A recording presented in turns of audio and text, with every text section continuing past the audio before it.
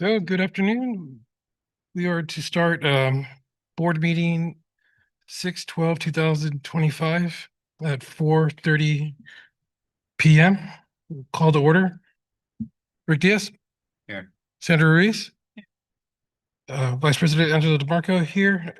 President Andrea Magoza. She'll be arriving in a few minutes. And Trustee Martha Chavarria. She'll be arriving in a few minutes. And we got Dr. Matt Turkey. At this time, do we have any public comment on closed session? Seeing that there's no one here, anyone on Zoom? So at this time at 4:31 p.m., we will convene to closed session.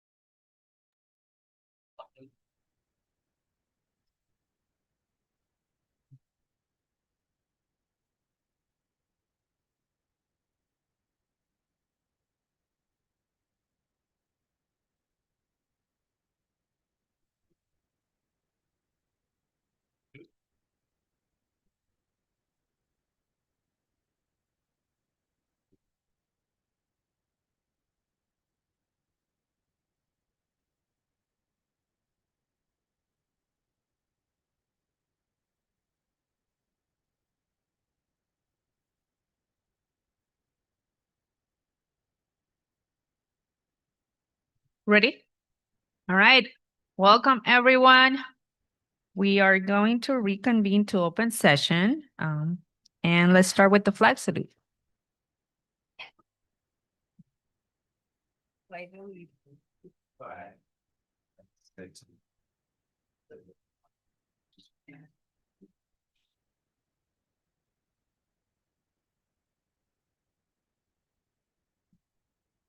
Awesome. Welcome. Right. There's no action taken in closed session. Nothing to report. Can we adopt the agenda with the addition of moving item 33 from the consent agenda to a discussion item and moving it to the first discussion item?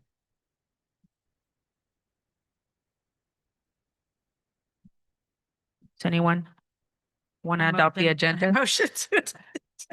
Second. All in favor? Aye. Aye. Opposed? All right. All right. Next up is adoption of the consent agenda. I second. All in favor? Aye. Aye. Opposed? Awesome. All right. Moving on to recognitions and presentations. We don't have any? No recognitions and presentations today. All right, we're moving on to public comment on non-agenda matters. As a reminder, don't move the mic. You have 3 minutes. It's not about dialogue with the board. Those are our rules. And with that, we have to follow. We didn't put those rules, y'all. And you'll have 3 minutes per person. So anyone, do we have any public comment on non-agenda items? I'll start with the public here. These are agenda items. Yes. All right. Seeing none. Zoom.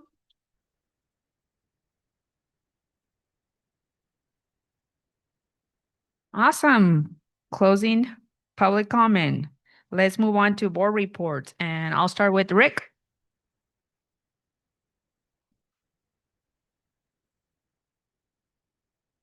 Nothing. Awesome. Sandra. It was really nice seeing all our different students being recognized for their promotions, middle school graduation, educational options in the high school. I think that's our favorite part of the year. Seeing the hard work of our students culminate in such a nice experience. I'd also like to take this opportunity to really kind of address what's happening in our country as far as peaceful protests and people having a right to say that they don't like the direction the country is moving in. And I really hope that everybody can respect people's personal liberty to stand up for what they believe in and to be able to respectfully communicate with one another.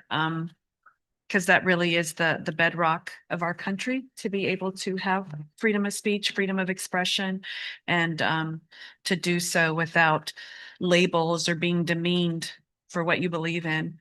And so that's my board report. Thank you, Sandra. Angela.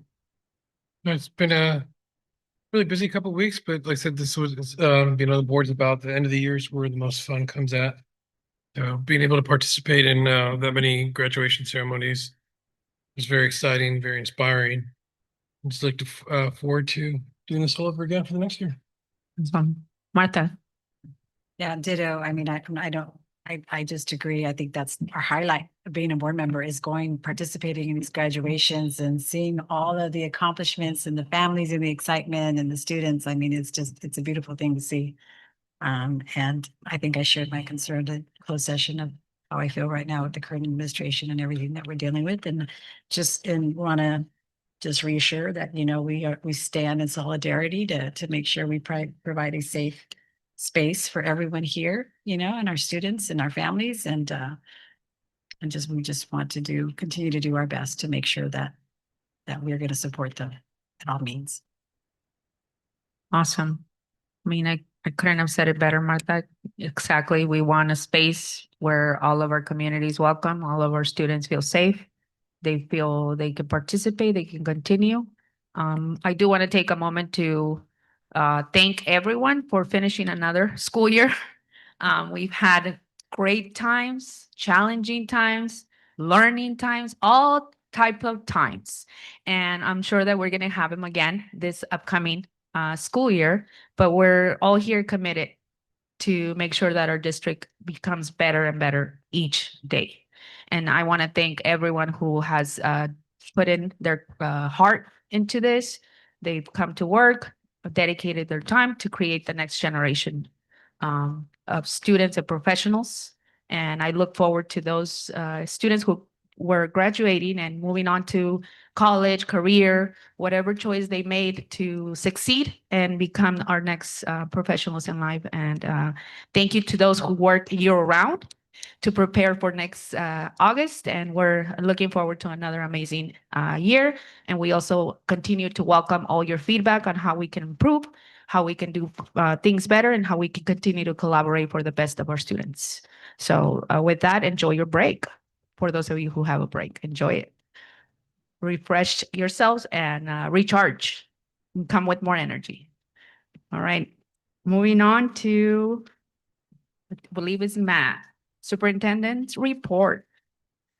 Okay, so first of all, we have a couple of new appointments who I'd like to announce, which were just approved in the consent agenda. So first up is Valerie Bigham, our very own Val Bigham over here. So Val is honored to step into the role of Coordinator of Human Resources for our district. Yeah. For the past 3 years, Val has had the privilege of serving as the Senior Executive Assistant to the Superintendent, where she supported district-wide initiatives and leadership. Prior to that, she held 2 distinct positions within our Human Resources Department, allowing her to build a deep understanding of credentialing, contracts, and the full spectrum of HR operations in a public education setting. This new role brings Val full circle to her passion, working with people and helping them thrive in the career paths which they've chosen. Val is excited to contribute to NMCUSD's innovative learning environment by bringing the right people on board and ensuring we support and retain the exceptional staff who make a difference in our students' lives every day. Outside of work, Val cherishes time with her husband, sons, and grandchildren, and they love to go boating, camping, and creating lasting memories together. And this is a quote from Val. She says, "I'm truly excited to get started in this new chapter, and I look forward to supporting each of you. Please don't hesitate to reach out. I'm here to help." Let's give it up for Val. Val, do you want to take the opportunity to come just say a few words?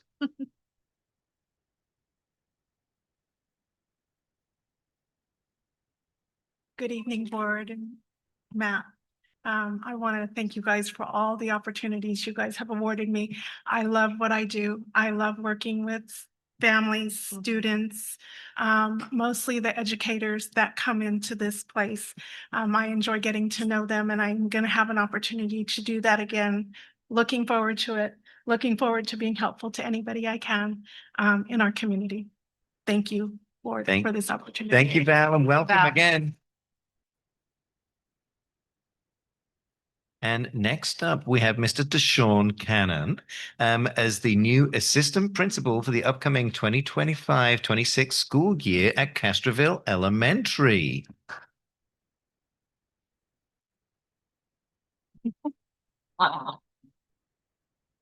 It is Deshaun's primary goal to support all students, staff, and teachers to ensure that the vision of the school district and local community is pursued with conviction. Deshaun has been a science teacher for 9 years, the last 4 of which within North Monterey County Unified Middle School. While his experience as a teacher has been focused solely on middle school, Deshaun has also worked in various capacities within child development centers, elementaries, and high schools. This experience has provided him with a wide range of knowledge and skills regarding child development and how to support all of our students throughout their various ages and stages. And a quote from Deshaun, he says, "Thank you for this amazing opportunity to support Castroville Elementary, and I look forward to all of the success we will achieve in the future." Deshaun. Welcome. Deshaun, do you want to come up to the mic and say a few words? Thank you.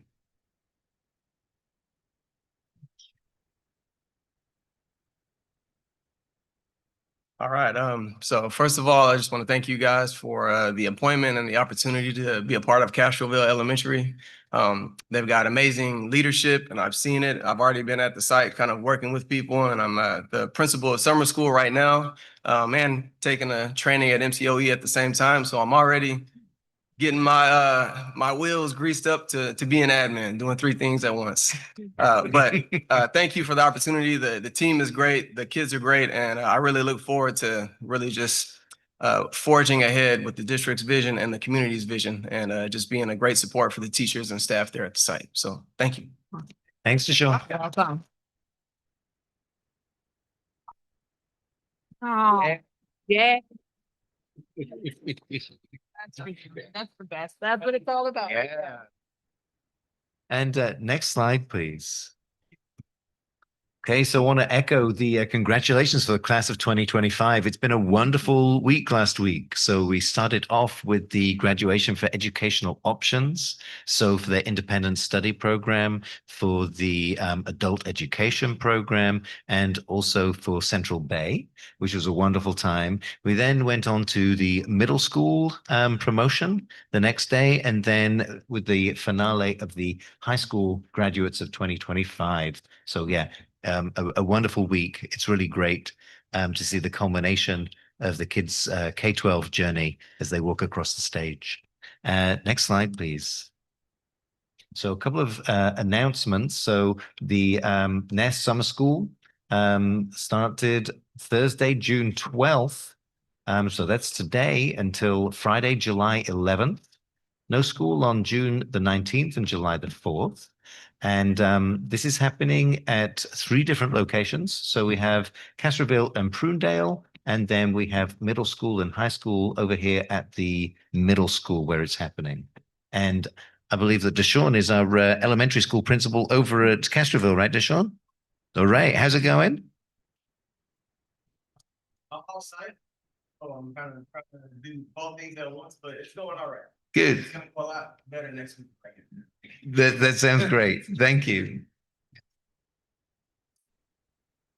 Perfect. Love that. Thank you. And next slide, please. Okay, so summer feeding, so summer meals. So these are happening throughout the summer, each day, Monday through Friday, both breakfast and lunch. And this is for kids and teens 18 and under. They do not have to go to our school district. Any children 18 and under can get those free meals at these different locations. Next slide, please. Okay, so throughout the year, there are different videos of different people doing public service announcements. And this shout out is to all of the folks who've done a public service announcement for us. And this is a blooper reel. So if you'd play, and then let's enjoy the blooper reel. Thank you. If you press play on the thing itself, I believe it's not there. I have it on mine. Mine is on Google Slides.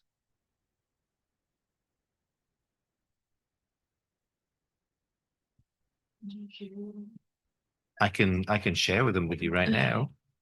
Okay. It's part of the bloopers. Yeah, that's right.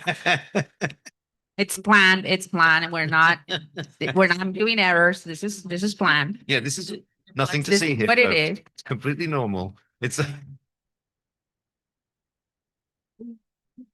I just shared it with you, Brianna.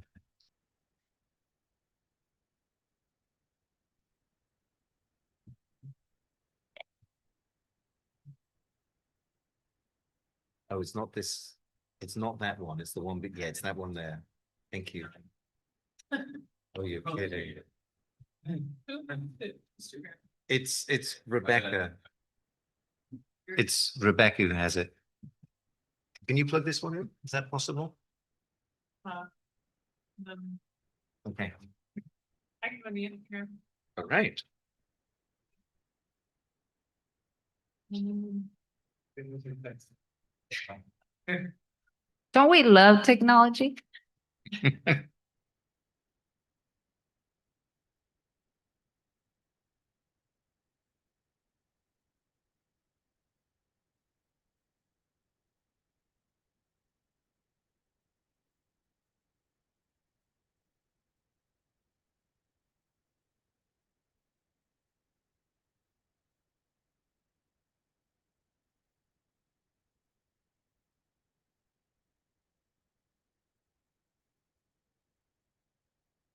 I'm texting Rebecca.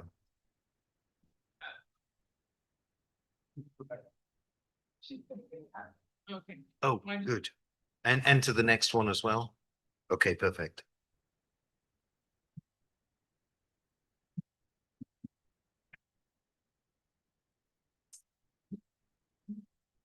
Okay, the expectations are going to be pretty high now, aren't they?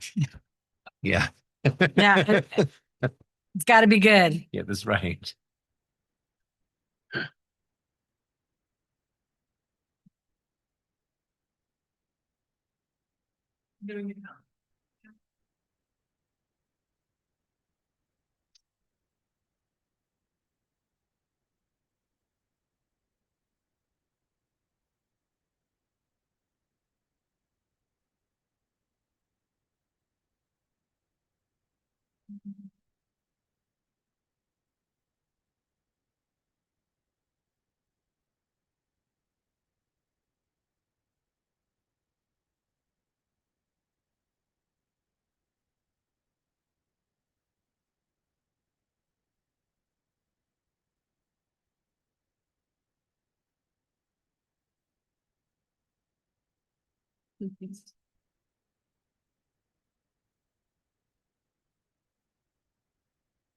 See if it works now.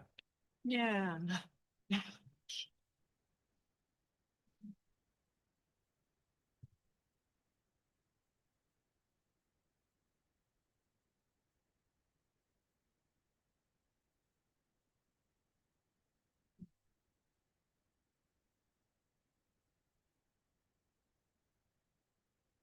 Someone should be recording us so we can be added. All right.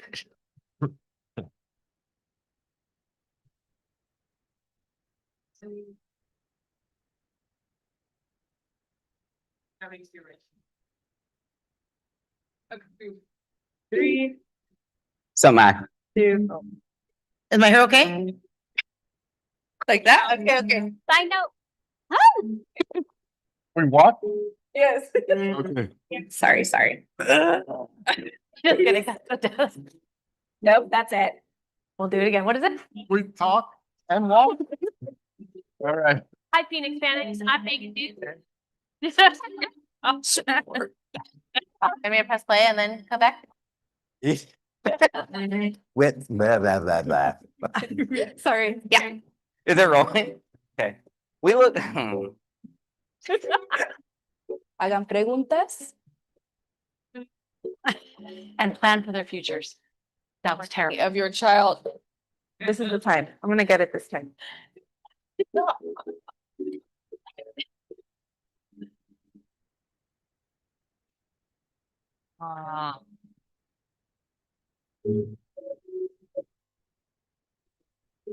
A shout out to Rebecca for putting all those videos together and being so patient with us. And on the last slide as well, we do have one more video. So my, Yeah, and this one is as John Stewart would say, is your moment of Zen. Thank you, Dr. Turkey.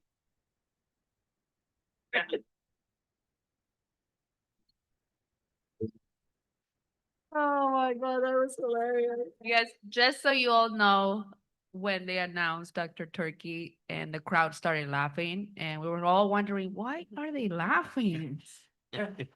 But we were not seeing this as board members sitting on the stage. We were not seeing this. And we were just all wondering, like, why are they laughing? I don't know. What happened? What did he say? What did he say? Did he say something? So We're going to take it as a good omen. thank you, Matt. All right, let's move on to our next one. CSEA report. Do we have any report? Awesome. All right. Teachers Federation.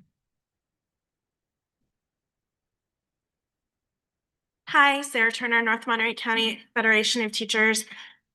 So today was the first day of summer school. It was amazing. The kids had a great day. I would really encourage you to come to one of the sites if you can. There's so many amazing things happening. One of my students said to me today, my sister told me it was going to be like regular school. She was wrong. So just a lot of super fun activities going on, and the kids having an amazing time. I want to say thank you from the union for the continued attention to elementary class size. We just appreciate the work that's being done there, and in regards to negotiations, still managing to get things done. I'm so excited to be here, getting to see Deshaun become an amazing vice principal at Castroville School, which I know he's going to be because he was the principal at summer school at Prunedale a couple years ago. So I've gotten to see him work as an administrator, but also at the beginning of the year, it was one of the things that we as a union talked about in negotiations, that we have so many amazing educators here and people with admin credentials that giving them in the past, it seemed like we had amazing people who would apply for things and not be hired. So I'm so grateful to be promoting from within people who are amazing and deserve to have that happen for them. So thank you very much. Thank you. All right, we're gonna move on to the first discussion item, and that is the approve the appointment of Stephanie as a SELPA Community Advisor Committee member. Antonio, are you doing Our that? Director of Special Services is going to be coming on online. Do you see her? To speak on this item.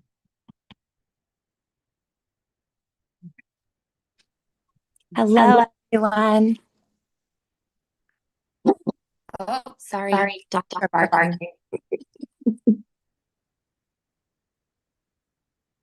So this evening, I'm so sorry I'm there in person to discuss about the wonderful about sex. But I have a childcare issue. So it is my pleasure to thank Stephanie for the service she's already done. SELPA Community Advisory Committee, and to continue to nominate her as she would like to continue to serve on that board in the capacity that she's been doing. Right, thank you, Allison. I'm gonna open it up to any public comment. All right, Zoom.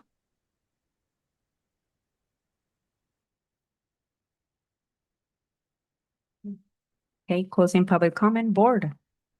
Rick. Yeah, just thank you for being so involved all the time and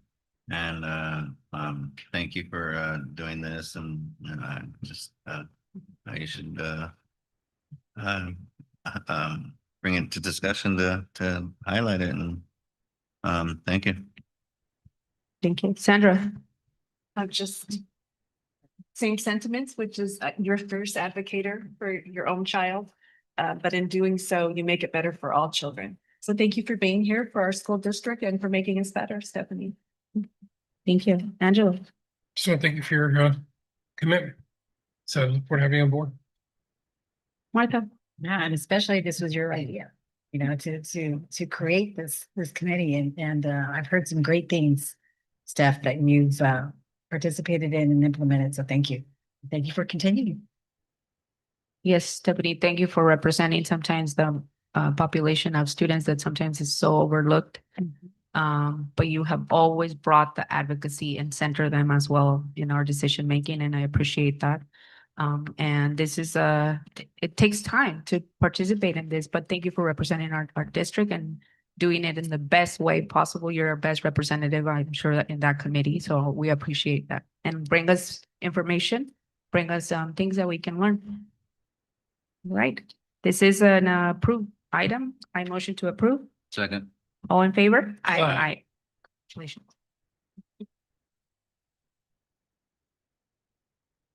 All right, the next one is adopt resolution 2024-2550, recognizing June as lesbian, gay, bisexual, transgender, and queer Pride Month.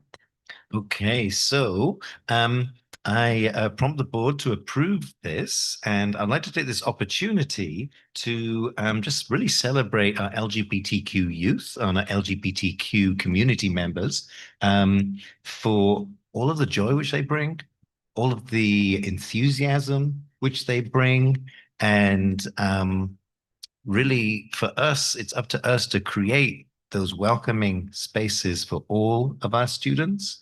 And in this case, specifically our LGBTQ youth, and we continue to stand by our LGBTQ youth in solidarity and fly the pride flag in solidarity. And we also have a video to show.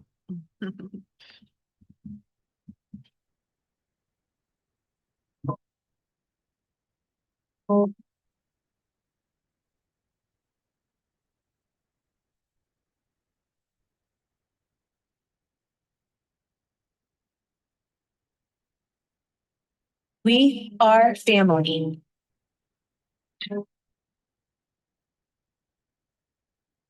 We are family.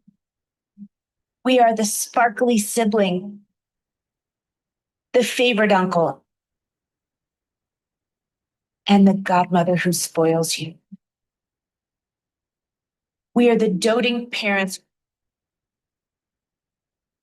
who fought for love to win and have now seen the seeds of our love grow in ways we once could only imagine. To thrive here, proud, we have weathered many storms. And lately, there's another that's been brewing. But after the rain, there can only come a rainbow. So why fall for the hate when you could fall in love? We are your neighbors, your friends, your loved ones.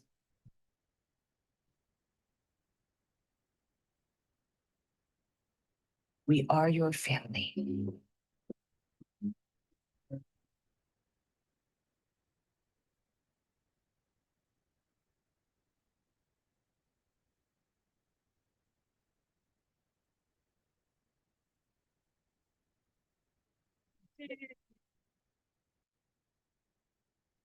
Right, I'm gonna open it up for any public comment. Zoom.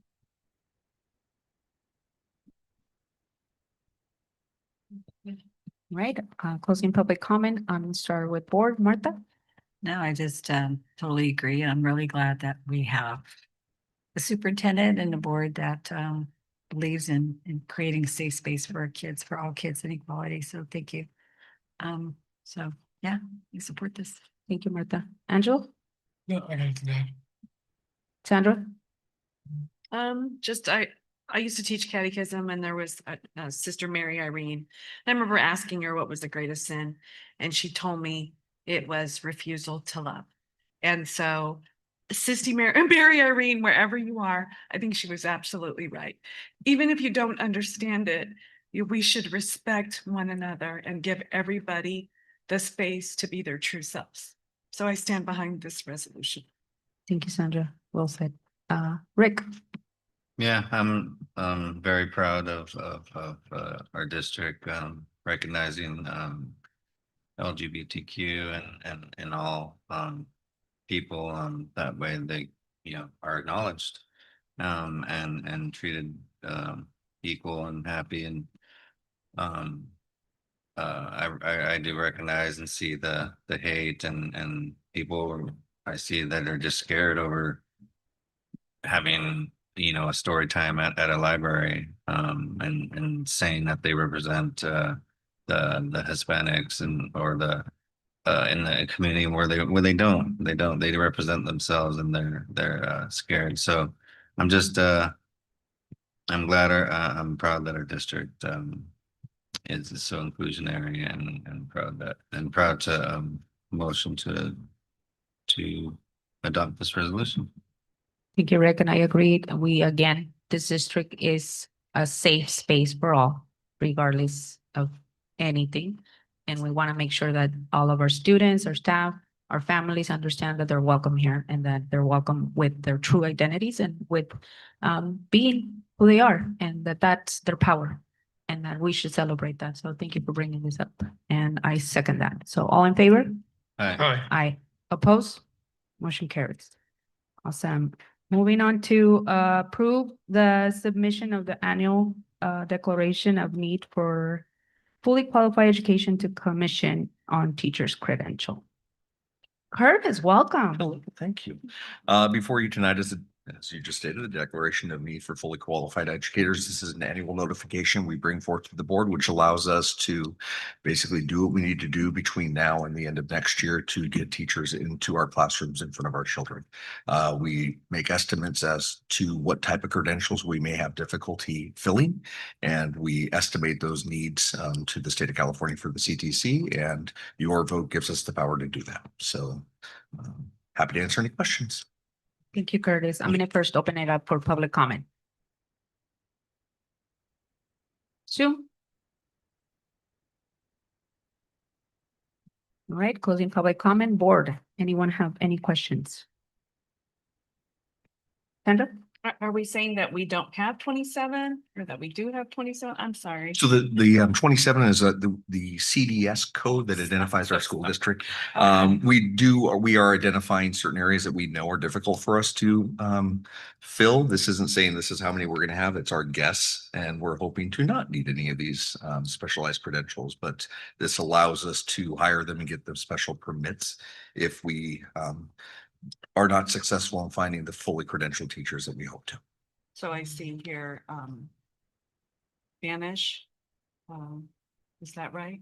Correct. So we've identified two teachers that are fully credentialed in Spanish that we might need help in, and that's particularly the BCLAD to teach our second language classes that we have in our elementary sites.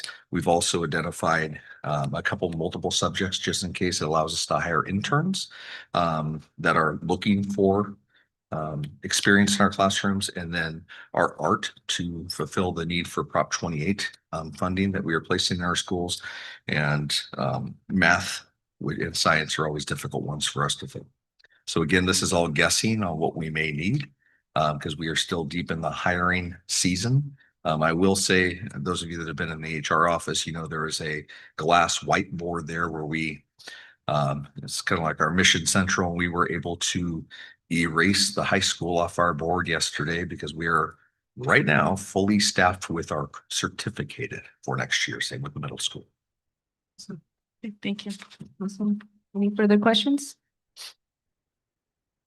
Angel? I know this has been a problem with our district since we returned from COVID. I know it's not a North County district specific problem. I brought this up before many times, but we've been going through a lot of admin changes and filling up. Hoping that we can go with LCAP 4 and do more proactive instead of reactive work when it comes to supporting our teachers on emergency credentials, on temporary permits. Because majority of our math teachers, we every year we do fill up our math people, and they're all on emergency credentials, but they don't always have the help or guidance on what to do next. I'm hoping that we can be proactive this year. Now that we're starting to have positions in admin now filled, right? And HR rebuilt. Yeah, you know, that's really the big key is HR is rebuilt. If we just be a little bit more proactive this year, hopefully. Agreed. Yeah. We are. We hope to be as well. Yeah. Thank you, Angela. Any other questions? All right, this is an item for approval. Motion approved. I'll second that. All in favor? Aye. Aye. Motion carries. Thank you, Curtis. Thank you. Next one is approval of changes to high school graduation requirements. Welcome, Antonio. Thank you. Good evening. And I'll be here for a couple of presentations today. So good evening to board, president, community. Happy to see all of you. A lot of inspiration today. So up first, we have your request, the request of you to approve for the approval of revision of a high school graduation requirement policy. And this is something that I brought forth to you at a previous meeting. The first one was a first read, and now we're here for action. And the changes that we are proposing are to align better to prepare our students for college career readiness. In this slide here, it's a recap, right, of what we talked about before. So as a reminder to the community and to everyone, right, the first column is the subject areas that we have. Currently in our graduation policy, in parentheses, if you do see a letter, they're the letters that are assigned by our public universities or Cal States and our UCs. So for example, D classes are considered the science classes. That's why you see the letter D there. In the second column, those are the state requirements, the total at the very bottom, and it tells you how many units you need. So for example, 30 credits is 3 years of English language arts that state of California requires for students to graduate. So that is the state column. When you look at the very next column, the third one, A through G, these are the requirements that are set forth by our public university system. So you see, for example, that PE is not in green, it's in red. So that's not a requirement for A through G, but it is a requirement for the state of California. So there are differences that we manage, different requirements that we manage as a school district. On the far right is the current reality of where we are at with the requirements for our high school requirements. So that's the whole set that we have for 220 credits. And the areas in the purple are the ones that are not currently aligned to A through G requirements. So you can see there that it is ELA in the purple, it is math, and it is also world language, VAPA, and CTE that sort of like blob there in the middle, right? So these are the areas where we're not currently aligned. In this next slide, we are also bringing our current reality with the comparison of nearby school districts. Board, you asked me to also pick up other school districts, right, that are more closely aligned to us and also within our area. So in this case, the first 4 columns are the same ones I just explained, right? State, A through G, and our school district. Up next are 4 additional school districts for you and the public to be able to see some of the comparisons. So GUSD is Gonzales, SUSD is Soledad, SUHSD is Salinas Union High School District, and at the far end is NPUSD. So ways to look at this, right? The areas in the green are all the areas that are aligned to A through G. So all of those 5 school districts, including ours, you can see are aligned to social studies. The credits, the minimum that's there set by the state, and A through G having 20. So they're all meeting them, right? You can see now in the areas of purple where it's not aligned, and you again see the areas in the green where it is aligned, right? So the schools that are most aligned right now to A through G requirements based on this comparison, as you can see, is Gonzales, that is fully aligned with their graduation requirements. So when a student earns a high school diploma for Gonzales Unified School District, they are ready to go for meeting A through G. When you look at NPUSD, it also meets all the requirements going A through G, right? From social studies to college prep elective, they are fully aligned. Our other districts, including ours, there's some areas where it's not fully aligned, right? In this next slide, what you see here is very critical information when it comes to why this matters, right? When you are, or what is the correlation between being aligned or being more aligned or being less aligned? So here again, we have the same school districts. When you look at the second row, A through G eligible students, from last year's graduating class, so not this year, only about 3 of every 10 students graduated A through G ready for our school district.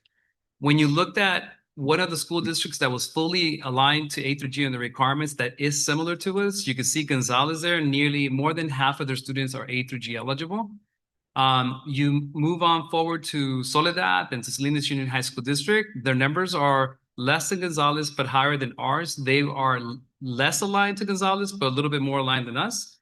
NPUSD, if you recall, was fully aligned, and they're at nearly 70% of the students meet A through G eligibility. But what matters a lot also is not just all students. I want you to take a look at the next rows. So the next one is our students with an IEP. Currently in our school districts from last year's graduating class, only 6.5% of our students with an IEP met A through G. You can start seeing the comparisons, right? The schools that are more aligned A through G, that are putting together a rigorous programs, elevates the expectations and the outcomes for all students, not just all. So when you look at our students with an IEP, 16% of students in Gonzalez are meeting A through G. If you look at NMCUSD, that is also fully aligned A through G, they're close to 36% of their students who are A through G. We currently, again, are at 6.5. The next row is our English learners. Half of our students in our school district are English learners. And we know this in our community, it's important. And here we see the rate at which our students, our English learners, are meeting A through G eligibility. And again, Gonzalez, that's not too different from us in terms of community, in terms of the families that we serve and demographics. Close to 28% of their English learners are meeting A through G requirements as an example. And then you can see the other comparisons that are there. And then there's some other data there too, just for that was there before for your notice and attention. So what are the recommendations that we're proposing? We are proposing the recommendations on the far right to be so that we may be more aligned to A through G requirements. So for social studies, there's no change there. In ELA, we asked that we formally move from 30 to 40. So in our AR, in our administrative regulations, we do say 40, but in board policy it's 30, so it doesn't align. So we want to make sure that we're aligned to the 40. For math, we're currently at 20, and we want to be at 30 so that we are aligned with A through G. This next part, the E, the F, and the G, it's a bit funky because when you look in the middle where it's our school district, right? It says you need to have 30 credits of any of those 3 types of courses, world language, VAPA, and CTE. So it can be any sort of combination for 3 years of courses. And as you can see, as a kid, hypothetically, you could do 3 years of world language and no VAPA, or 3 years of CTE and no world language. And if a kid decided to do that because it's not a guaranteed path to A through G, then they would not meet the A through G.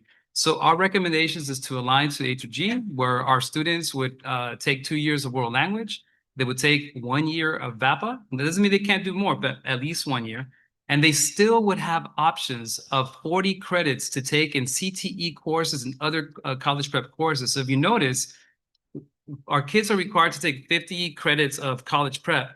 We're just saying we're going to move it to 40 and consolidate world language and VAPA to be more concise and aligned to A through G.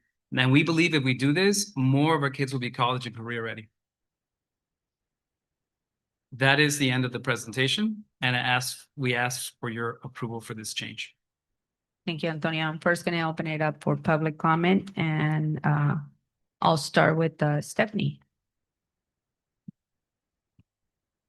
I just wanted to add to it. Next week, the Special Education Committee is going to come together to talk and work through the college or the high school graduation requirements for that, put together a plan so that the kids on IEPs don't graduate with just a certificate. Thank you, Stephanie. And then I don't know if I should do the other one on the sheet. I just, for the graduation ceremony, I don't know if this is a different bucket I should be speaking on. Just to have a safe space for students during the graduation ceremony, whether they're graduates or family members, they can have just a safe space if they are part of the special needs. Awesome. Thank you, Stephanie. Any other public comment? All right. I would like to draw attention to that a subject area called tech is being replaced with a subject area called ethnic studies. I would like to remind ourselves that at last check, 9% of 8th graders were proficient in math. The math skills required for proficiency are a low bar relative to the math skills required for a STEM college major.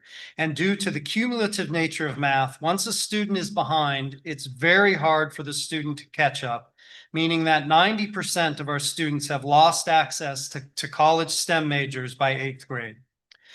Governor Newsom did not allocate funding for ethnic studies in the California budget, and per the Education Code, without funding, the mandate is not operational. This means that having ethnic studies a graduation requirement is a choice the district is making. There are many districts across California who are not mandating ethnic studies where their students can take an elective related to their career interests.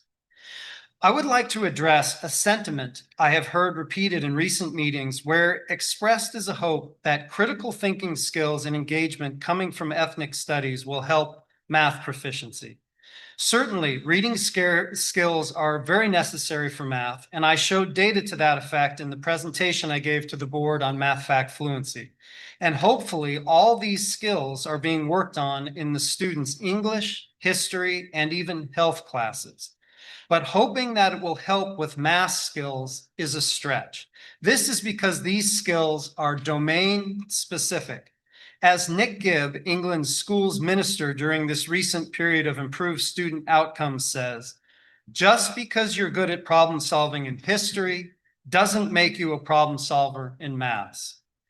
In terms of engagement, there is no better way to get a student engaged than to get them proficient.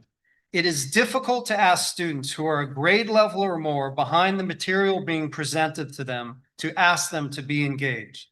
So let's make sure we are grounded with respect to how we believe taking an ethnic studies course will affect math achievement. Thank you. Thank you. Any other public comment? Good evening.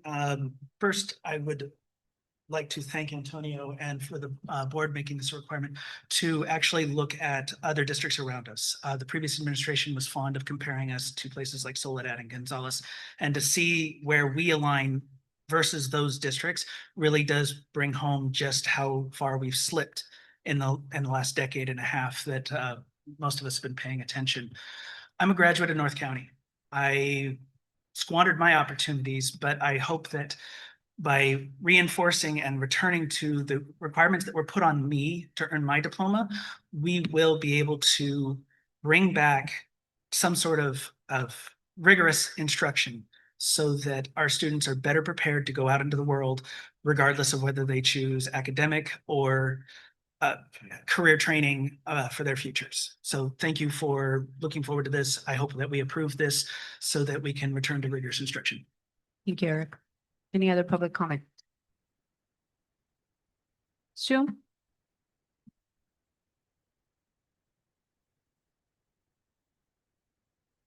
All right, I'm closing public comment and opening it for the board. Rick, I'll start with you. Yeah, I just sometimes I'm curious about the populations of the other districts and then if possible, the percentages of the English learners of other districts, the actual like student bodies. Because if we have 50% English learner and some like maybe NMCUSD has way less, kind of inflates that just for informational purposes. But and then also I like the English to go up to all the years, and math A through G goes up a year. Although the whole different subject is, you know, like how we gonna get our kids, what are we gonna do to get our kids to learn math better? Like what can we do differently, or would we have to change, or what? That's a whole nother story. But the world language, I like that it's going to go down to 20 or possibly go down to 20, and that's definitely something I know students struggle with also, and to give them, you know, maybe option CTE. I like that, and everything else looks kind of pretty much the same. Oh wait, the A through G.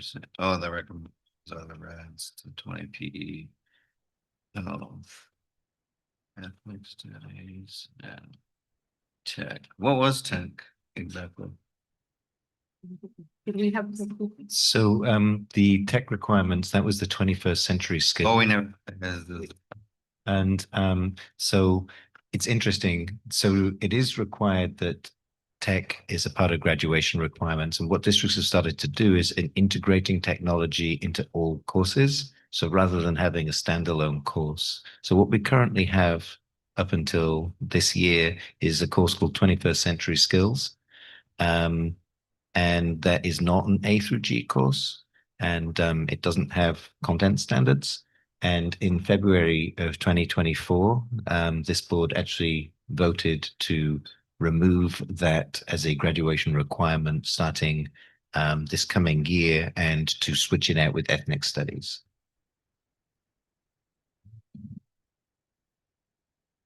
And with CTE, A through G is recommended 10, but can they do more? They can absolutely do more. Okay. And ethnic studies, that's a subject like on the next discussion item, like kind of if I have more questions about that. Absolutely, yes. Okay. That's all of my questions. Thank you, Rick. Sandra? Rick, just sorry, by the way, I did look up NMCUSD has a English learner population of 25%. Okay, thank you. Sandra? It's concerns that I've expressed previously, which if we're going to increase math and we know we're chronically bad at math and not preparing our students, what's the plan to prepare students for success rather than, add a requirement, but not add any additional support? And the other would be, if we are requiring additional language, it would be great to have another option besides Spanish. So I'd like to understand if there's a plan to offer additional languages. And then 21st century skills. Both my sons took that class, and I think there was value in it because it had mock interviews, it had resumes, had some other definitely life skills. So where will be that gap, like with, those life skills that students need, financial planning, budgets? Is that something that we have anywhere in the curriculum? So that's a great question. Okay.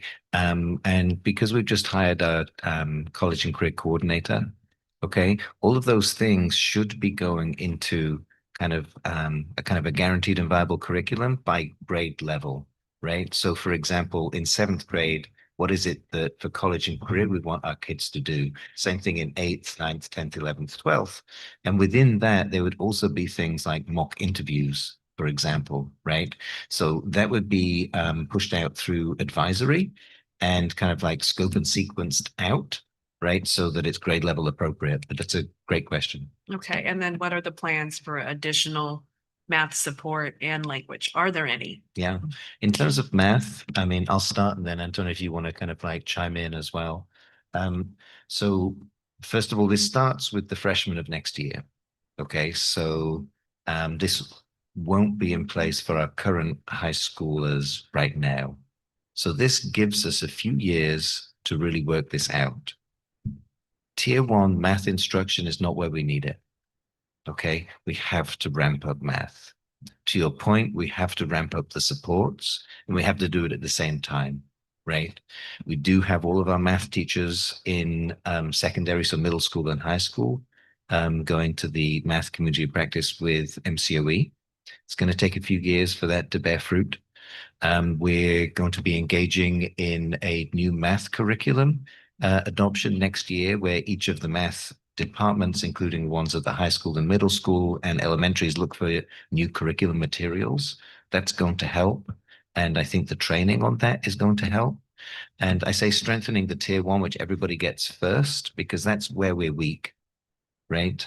And we do need to do things like then also strengthen tutoring and so on and so forth. So it's going to take a few years of concentrated focus there, but that's what we're aiming to do.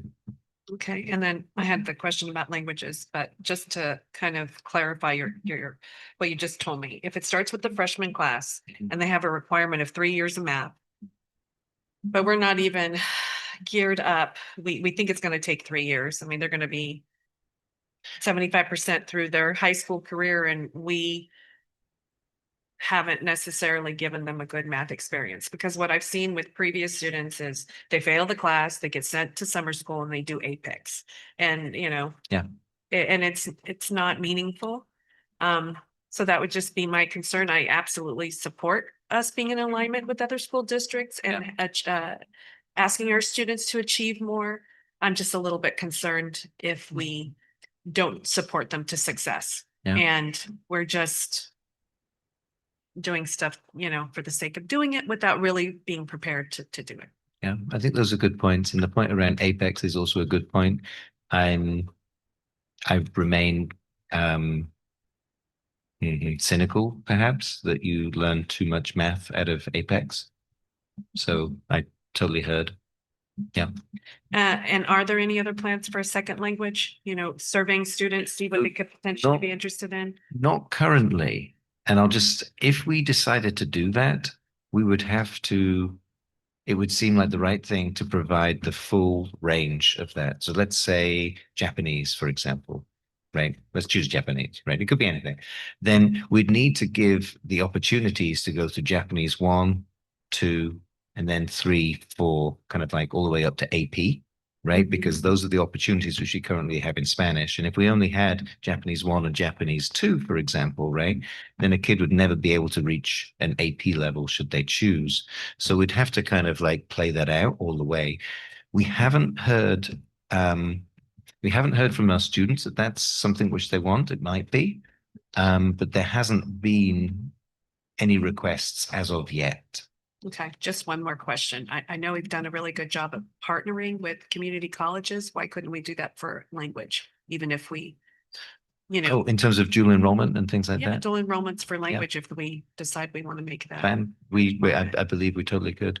Okay, Yeah. thank you. Anthony, do you have anything you wanted to add? Please, thank you, Sandra, for your good questions and suggestions. So I appreciate it. Angel. No, like I said, I'm looking forward to increasing math. I do think the big thing with math is to have some type of bottom structure set in place to help students who are struggling for that math 1 class. And like I said, the idea that, let's say you're an A student in math, but technically you can take math your freshman year, sophomore year, and then never touch a math problem or math book for your junior, senior year when you go out to the real world. So I find that concerning. So we always look at the F students, but let's also look at the full picture where when, the way we have it set up, we're not asking a lot out of them. And we're setting them out into community colleges, and they end up talking to me later and letting me know that they feel like they fell behind. So I don't think there's anything wrong with pushing our students a little bit further, as long as we have the safeguards in place. I just hope that we're flexible and reevaluate where we are next year to see what works and doesn't work, and keep trying to evolve or just position ourselves to go what our vision is. Thank you, Angela. Martha? I'm just going to piggyback off of what Sandra said, because and what you said, that's one of my main concerns was math. I've been on the board for 12 years and I've not seen any improvement in our 9th graders, our 8th grade transitioning to 9th grade. The percentage of students failing math continues to be very high. I don't know what the percentage is right now, but somebody told me it was like 35% students failed math in 9th grade this year. I don't have that information, but I can look it up. Okay. Yeah. So that's my concern. I know this is for students in that are graduating 23, but we need to understand what that plan looks like now. We've gone through lots of changes. There was some programs in place, and then those people left and those programs went out of the window. And I just kept hearing all these different interventions to help these students, incoming 9th graders, to be successful.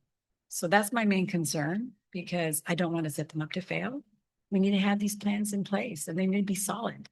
And what are these other districts doing? I mean, I'm glad you brought those statistics, but what are they doing with math?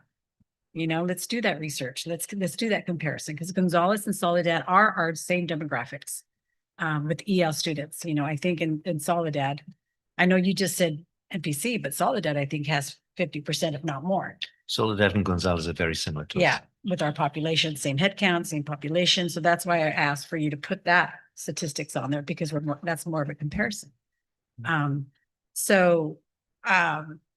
Again, I agree. Let's go ahead and be a rigorous, curriculum and have our students succeed and have high expectations. But at the same time, we've got to make sure that they are set up to be successful in the middle school coming into high school, whatever that means. I don't want to keep talking about how it's been, but I've seen this for quite some time and I'm hoping we can do something different. And that was a great idea, what you talked about, the donor moment. I've heard about different interventions, but we'll see what you guys come up with. You know, with these new TOSAs and all these things that you guys talked about, you know, with tier ones and PD and all that fun stuff. So hoping that that's another avenue. And I'm going to save my ethnic studies, you know, spill when we talk about it, but I know that their studies show students that do take ethnic studies help with the GPA, help with the people that are graduating. So with critical thinking and all the other things that happens in ethnic study programs. So that's all I have to say. Thank you, Martha. Thank you for, go ahead. Thank you so much. I just had some more questions. Yeah, you brought up some stuff that I forgot about languages, and I thought I'd throw out there, like, you know, like the old school second language would be like French back in the day, like, or you know, now and people think about like, oh, you're Japanese or Korean or Chinese, but I think also the languages that are similar to Spanish and Latin, like, you know, Italian, maybe whatever the other ones are, like that's kind of, you know, something to think about. And our is middle school math and high school math, as far as the teaching of it, is it like harder in high school? So it's interesting. Obviously it increases. So in math, we have math 7, then we have math 8, then you come into high school, it's math 1. There's some overlap with it, right? But you know, some of the biggest predictor of are you going to be successful in math 1 is, have you been successful in 8th grade math? Okay, so the more we can help our 7th and 8th graders be successful in middle school, the more we're going to help our high schoolers be successful in high school. So I think, to the points raised, it's not just a high school issue. Yeah. It's, I mean, and you could go back further as well. You could go back to, Are the you know, percentages like lower in high school of like being So- math proficient than the middle school? when you look at our CASP scores, it's a sea of red in middle school and high school. So our math scores in middle school and high school are very low. And then also, when I know we approved the ethnic studies, when is the latest that we would have to implement ethnic studies to actually be taught in a classroom? So that's actually within board policy right now, because it was Oh, okay. approved in February of 2024. And what you'll be approving this evening aren't changes. It will be just the changes in the purple here. And then the next agenda piece is the ethnic studies actual kind of, it's the course outline, it's the syllabus, which would be a first read this evening. And then my last one is just it has to do with kind of like extended learning. And we have all these programs that are like teaching physical things and stuff like that. But I think if there's more rigorous, maybe programs that teach kids, you know, math and whatever subjects that our students are struggling in, then maybe that'd be a good idea to have, because funds are going to so many recreational things and maybe some educational things. Absolutely. So this came up recently, actually, Rick, in a conversation I was having with a parent, and the parent said, "Oh, there's no tutoring in expanded learning," and actually there is tutoring in expand. You remember this conversation we had, right? And there is tutoring in expanded learning, but where the gap is that it's voluntary, it's optional. Right. And so oftentimes where the staff at Nest say, okay, it's optional academic time, lots of the kids will say no. And when they go home, they'll say, no, we don't have it. Okay, so a move which we can make to that point, Rick, is actually saying, okay, that first 60 minutes of Nest it is academics. It's academics for everybody. And that's an easy shift. Cool. Yeah. And that's it. All right, just thank you for bringing it up. Just looking at other school districts. I'm a really strong believer that we have very talented, capable students that with the right guidance, with the right support systems, they can achieve it. And this is giving them options. It's giving them options because when you're a freshman, I don't think you know exactly what you want to do in life. Some of us, we do know, but some of us might change our mind, and this can give us options when we actually change our mind for those students. And so I want to be able to have as many doors open for our students so they could be able to determine at the end which door they want to take and not necessarily have only one option and one option only once they graduate and then say, I wish I could have done it differently. That is something that I often hear from the adults who already graduated from this school district, who they now know better and now say, I wish things could have been different. And I wish I could have had more options. And I believe that this, at least aligning it with A through G, it doesn't mean that you have to go through to college. It just means that you can have the option at the end if you change your mind at the end, right? And so we want to be able to have those doors open and have the student at the end with many options that they can actually choose from and not necessarily be forced into only one path.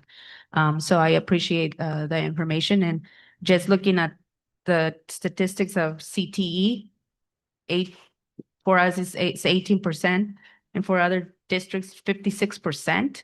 That's also huge because that's also career, right? So I think that and seeing all the students and IEPs as well, please go ask what are they doing, So because that's really drastic numbers. So we would love to know what are they doing to bring the support systems in place for those students to be able to succeed as well. I just wanted to ask, since you brought it up. So I've had the privilege to work at 3 of those 4 other school districts. I've worked at Soledad, NMCUSD, Salinas Junior High School District. So I've been in the classrooms. I see what they do. And I will tell you right now that it's not anything that we can't do and that we're not capable of doing. We just got to do it. So I've seen it. I've seen what they do. We can do it. Yes. And definitely bring in the support for everyone so we can be able to accomplish this, not bring in the support. Yes, our center is focused on students, but we want to bring the support to those who are centering our students to be able to accomplish that and have those support systems in place, as well as the professional development, as well as whatever they need to be able to actually accomplish these goals. Did you have a question, Angela? I'm hoping that you can bring this up at the next meeting. Something I've noticed with guilty of this board's been guilty of it too, is this over arrogance and hubris of we think we're gonna have the solution with one idea. This district did try when we came back from COVID to give more math to our students, thinking like, aha, we got the solution. We'll just give them more math. And that failed spectacularly. Imagine not being that well in that verse in a subject, and then over half your day, every single day, it's in math. The burnout that I got at the end of the day teaching the students here, and the pushback was extreme. And also, I don't know why I didn't think about it before, but I thought recently, we talk about our low math scores, but we're not talking about the total picture. We're looking at just a slice of this pie. But I guarantee you, majority of my students who are failing math failed at least 3 or 4 other classes also that same semester. The ones that when it started in middle school, I can pick apart the math teachers in middle school, but when I looked at on Synergy their background, they failed more than 1 classes in middle school. I could see a big correlation where they were an A student up to 5th, 6th, or 7th. Something happened, and then they had 5 or 6 Fs. I'm hoping that we could really use this time to reflect and try to. I mean, I can't answer this because this is a complex issue. You know, we just think it's a complicated fix. Hey, Dr. Tree, can you flip the switch and get our scores up?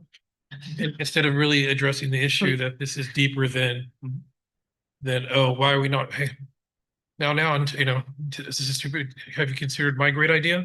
No, my great idea is better here, but this is actually way more complex. And I can say through my own arrogance and ignorance, before I started, I thought it was that easy of a fix. I showed up and did that blow up in my face where I'm like, holy, wow, this is very complex.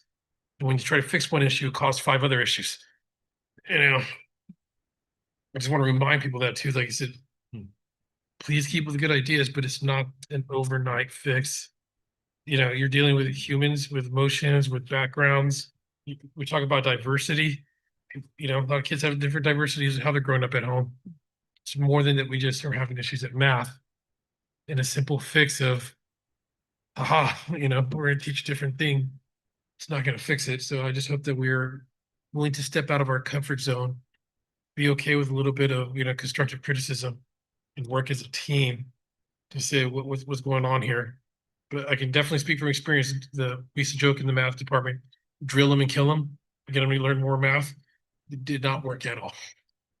Because I'm fighting personal emotional issues that a lot of my students were having, depression issues, low confidence, thinking about other stuff that's going on in their day, and the last thing they cared about was multivariable, you know, algebra. So, And I would add to that it also takes the entire family to understand them. I have a lot of parents who still don't understand A through G and what is the purpose of A through G.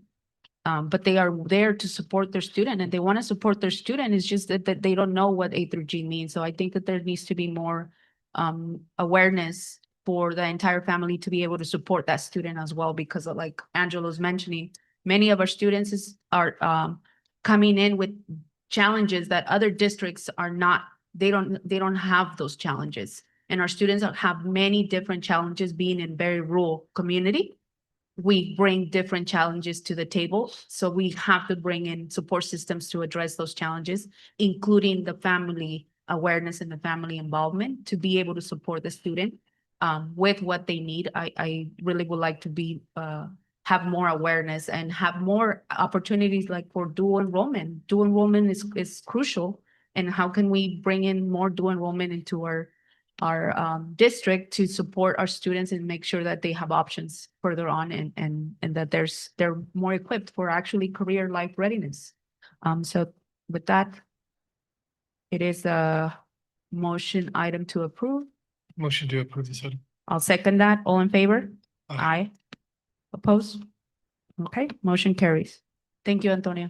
Thank you. All right, moving on to again, this is going to be the first read. This is not an approval item. This is just the first read of the ethnic studies course description. Yes, Dr. So again, hello again. I'm gonna quickly just allow my 2 co-presenters to just state who they are and their names, and then I'll get started. Good evening, board, Superintendent Turkey. My name is Mark Gomez. I'm the Ethnic Studies Coordinator for the History and Civics Project at UC Santa Cruz.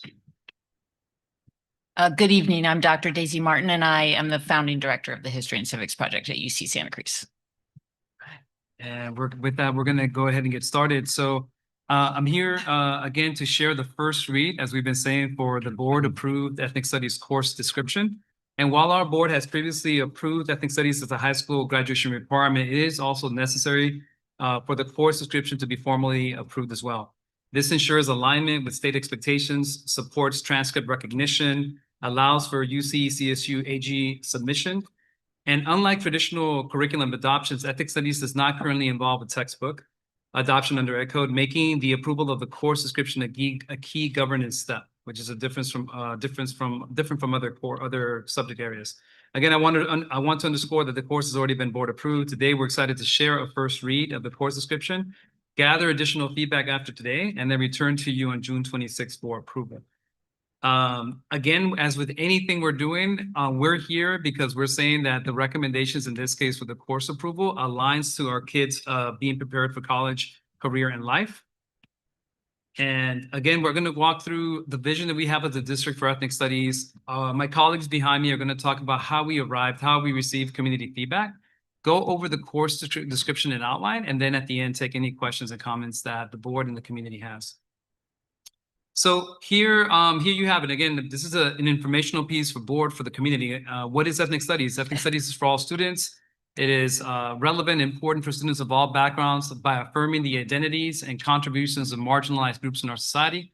Ethnic studies help students see themselves and each other as part of the narrative of the United States. And this is a key part that comes out of the model curriculum that my colleagues behind me will talk about that led to, again, to the creation of this course description. A couple of things I do want to just quickly highlight is that, again, the board approved the curriculum, the course, sorry, as a graduation requirement in 2024, ahead of the statewide mandate to implement. While the current state budget does not include dedicated ongoing funding for ethnic studies, the state has previously allocated one-time funds to support districts in developing and launching ethnic studies courses, particularly following the passage of AB 101, which is the assembly bill that made the graduation requirement here in California. The future availability of additional funding remains uncertain. We don't know if there's going to be more funding for this course, but it may be revisited in future state budgets. What is clear is that we have the graduating requirement for the class of 29 and 30. Our local decision to implement this requirement reflects our belief that the ethnic studies plays a critical role in preparing our students for college career, and life ready. And as we see events even unfolding today that were alluded earlier by our board, having spaces where our kids can address critical issues that matter to them is exactly what this course is about. Here at the next slide, I want to underscore that, again, a local school district really gets to drive what the vision for this course is. And the key pieces that will be driving the curriculum that my colleagues are going to talk about in a few moments is that we want these students, when they finish a one-semester course, to have a deeper knowledge of self, a deeper knowledge of the community here, the communities that we have here, a deepening respect for diverse experiences and perspectives, affirming identities, and contributions of marginalized groups in the area, both locally and nationally. We want them to be thinking critically and being civically engaged. And also the class is dedicated to do a lot of speaking, a lot of writing, to build those collaboration and communication skills. There is a lot of alignment with the course, with the priorities that we have with the LCAP, as you can see there before you. I do want to highlight that it also connects really well with our seal of civic engagement, providing students with the skills and the knowledge on how to be more civically engaged. It also speaks to the English Learner Roadmap, where it tells us that what we should be doing is valuing, again, what families and students bring to the table each and every day. And again, that's something that this course is dedicated to doing. Here you see the timeline in a visual format. So in December, we approved a partnership with UCSD because we needed the technical assistance to develop the course. And very soon after that, in the early spring, my colleagues behind me engaged with our teachers to start putting a plan together to develop the course and to also garner educational partner feedback. And so in a few moments, we're going to talk about how we got that feedback. And I do want to acknowledge that our desire would have been to have started this earlier. And to be really frank and honest with you, we were doing the very best that we could with the time and the bandwidth that we have. And with that being said, what we have in front of you or going to be presented to you, we feel really good about. There was community input. We believe that we know there's going to be more opportunities for input moving forward. And we did center the feedback on those who are going to be in the middle of the learning, which is the students. We are going to be highlighting student input in a few moments. And then the teachers are going to be teaching the course, critically shaping this course, because they will be the ones in front of our students teaching it again. So with that being said, and setting that forth, I'm going to pass the baton, as we say, over to my colleagues so they can talk about the course and how we got there. See ya. So one, I just want to start off by saying that while your teacher team is small, they are very powerful and very inspiring.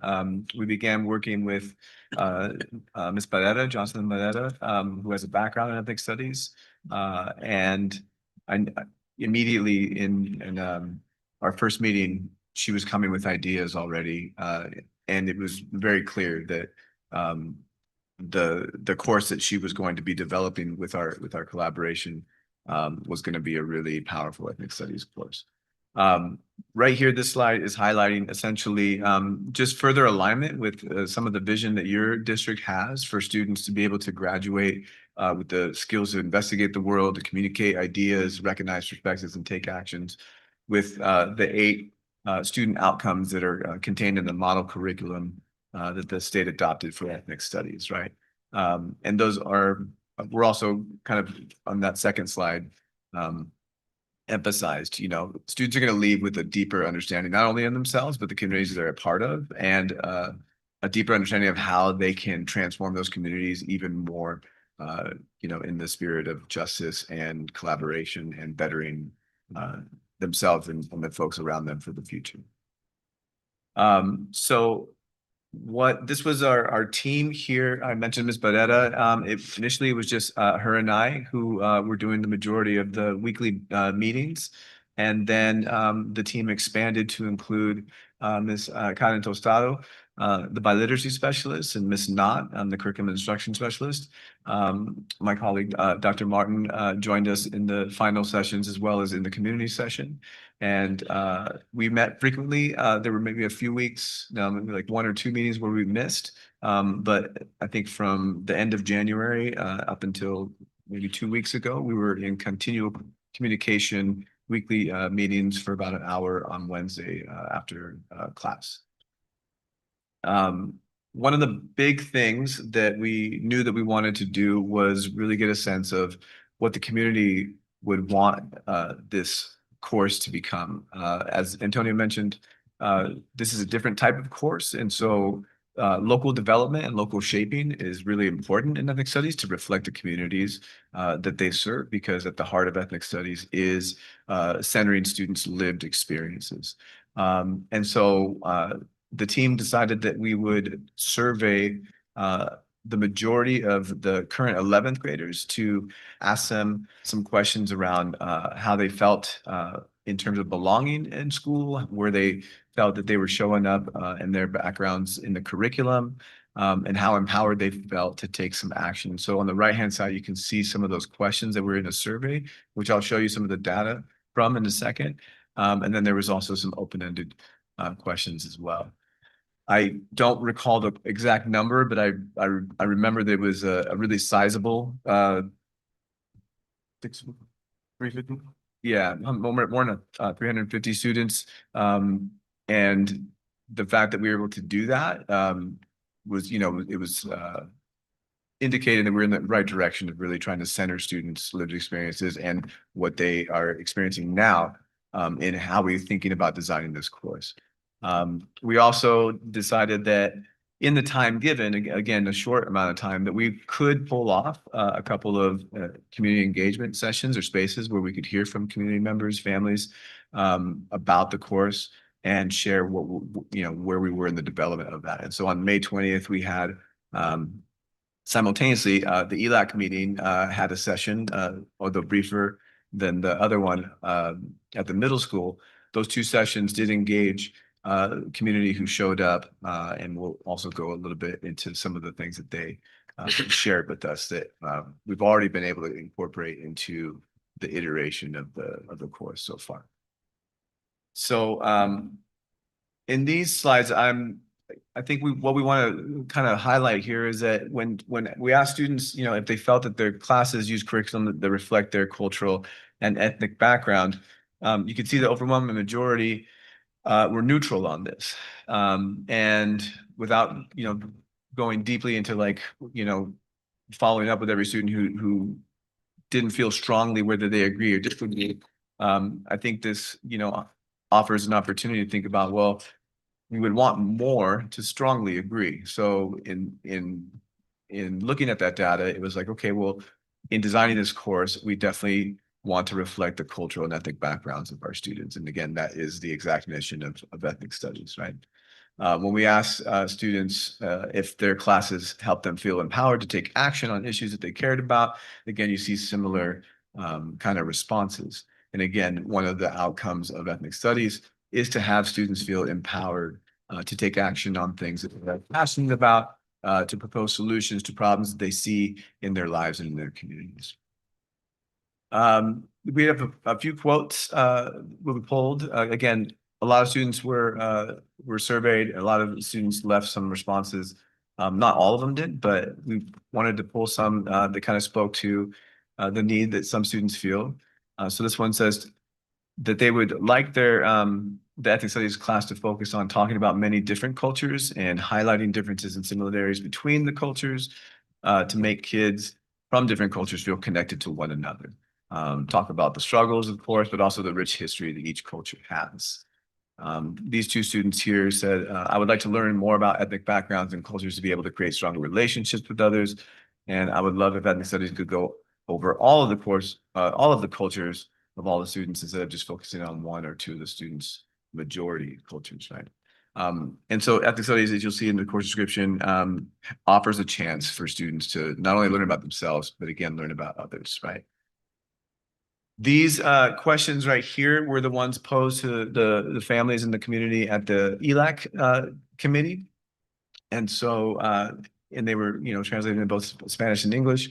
And there was brief discussions held where I'll show you that in a second.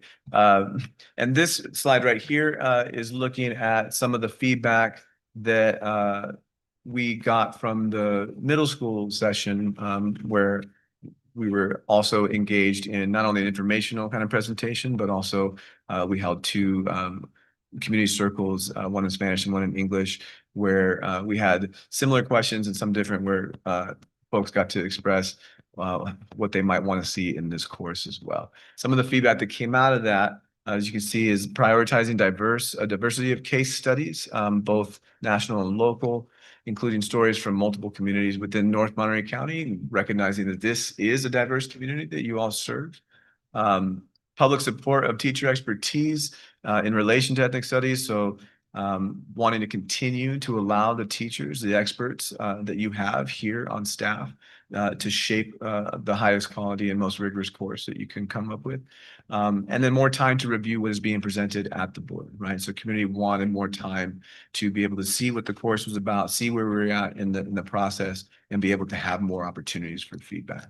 And then some of the questions that they had around, some folks wanted to know how identity will be discussed and what groups will be learned about in the course, right? Including, not just cultural and ethnic backgrounds and aspects of identity, but also other layers of identity, right? Including, women's history and disabilities, folks with disabilities and their histories as well.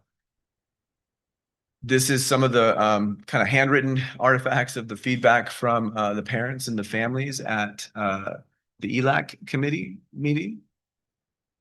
And in summation, right, they wanted students to learn about the diversity of indigenous societies and cultures. This was the feedback coming out of the ELAC committee. They wanted students to recognize bullying and discrimination that stems from prejudice and to be able to kind of work against that, both in the school as well as like how that translates into some of the experiences of families in their different workplaces.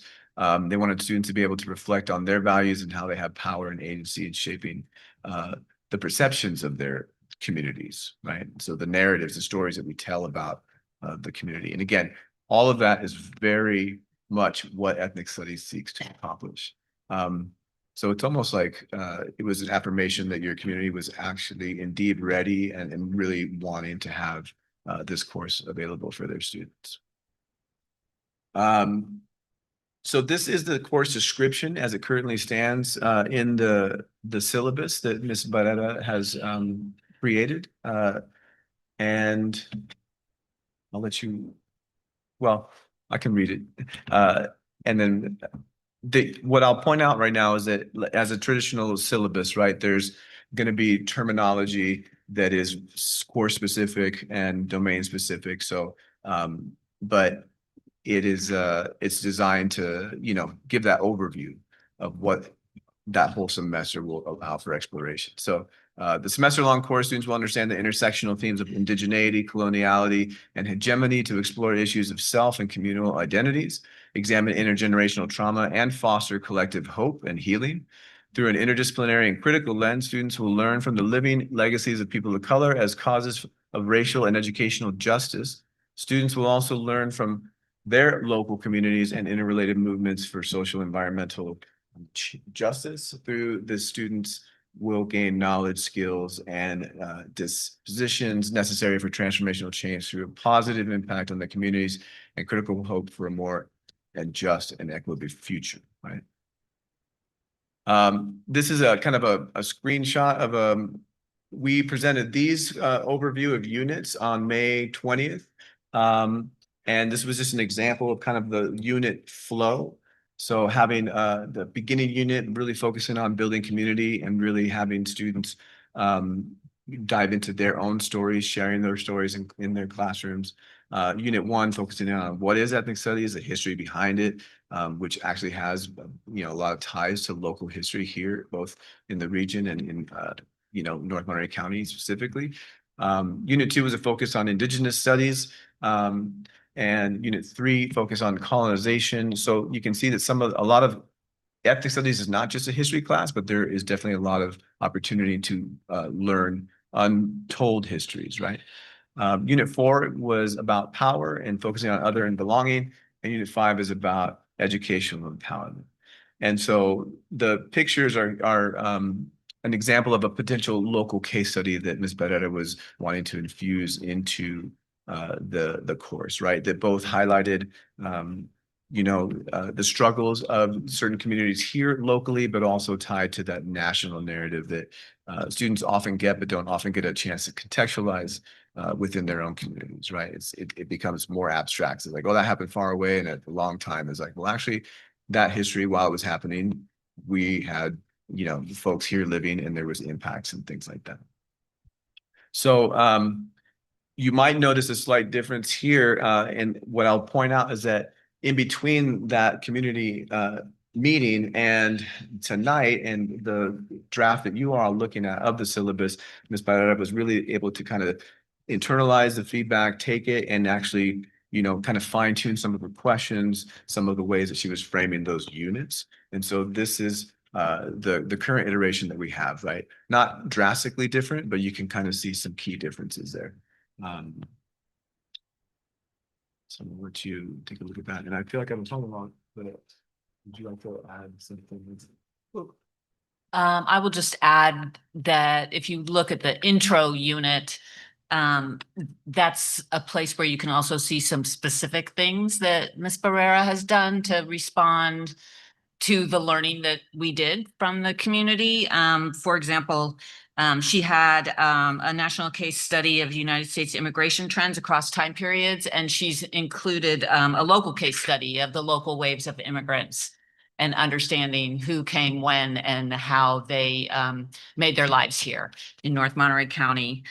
I was going to point out another, which is escaping me at the moment. I apologize. The broad point being, though, unlike other courses, the opportunity to be responsive to feedback is really, present here in the work of how this course has been developing here in your district. We also heard on that community meeting a concern about racist language on the school school campuses, and from multiple people. And she's included a piece about a project about ways in which racist language impacts our school community. And I will just say that, like, we've worked with multiple districts, and we're working with teachers around the state as well as in the larger region. And Ms. Barrera knows her stuff. She has studied ethnic studies. I was actually fortunate enough to have her in my class at UC Santa Cruz, and she came into that class going, I want to teach ethnic studies, and I want to go back to North Monterey County and make it work for the students who I grew up with. I'll also add that in our work with other districts, both region and statewide, the amount of they all want to get to the point where they kind of gather community feedback, but I think what you all have done in the amount of time that you have done it is really commendable, and having it see directly how it's shaped the course, right? So the next steps, obviously, Ms. Barrera, I know she's on summer break and I think she is either in Mexico or she's on her way. But she also told me about a new computer that she was setting up. And so I know that she's going to be continuing to work on this course and potentially refine it so that when she is coming back, that the course can be offered and be ready to be offered to students coming back on from summer. We are always here as partners to continue to provide ongoing support and refinement of the course and continued professional development for people who are going to be teaching it, as well as any other kind of connections and integrations for some of the other really important work that you all have talked about this evening in terms of like supporting multilingual students and potentially allowing pathways for all students to be eligible for the state seal of civic engagement, as a few examples, right? So again, I just want to close up that this is a first read, and in response to feedback from the community, we're gonna not come back for your request for your approval until July, giving more time for people to look at what's been created so far. And unlike any other course, the intention is every year we're gonna create spaces for community, families, students, staff to keep informing this class moving forward. So with that being said, we'll take questions. Thank you. I'm first gonna open it up for public comment and I'll start with Eric. I actually filled out one of those things this time on an agenda item instead of just getting up here on non-agenda items. So I get to put on my Voices for Change community hat tonight for this specifically. I've reached out across multiple branches of our community and our internal group to really hone in on this course and what it means for our students going forward. There's been a lot of discussion. First, I would like to thank you guys for extending the time on this. It's massive to bring in a curriculum that we are designing specifically for our needs within this district. Giving enough time for the community to get their hands on it and actually see it as it's being shaped is going to be massive. So I deeply appreciate that. A few things just from this presentation. So on the course description, this has come up. I've worked with administrators at many school sites.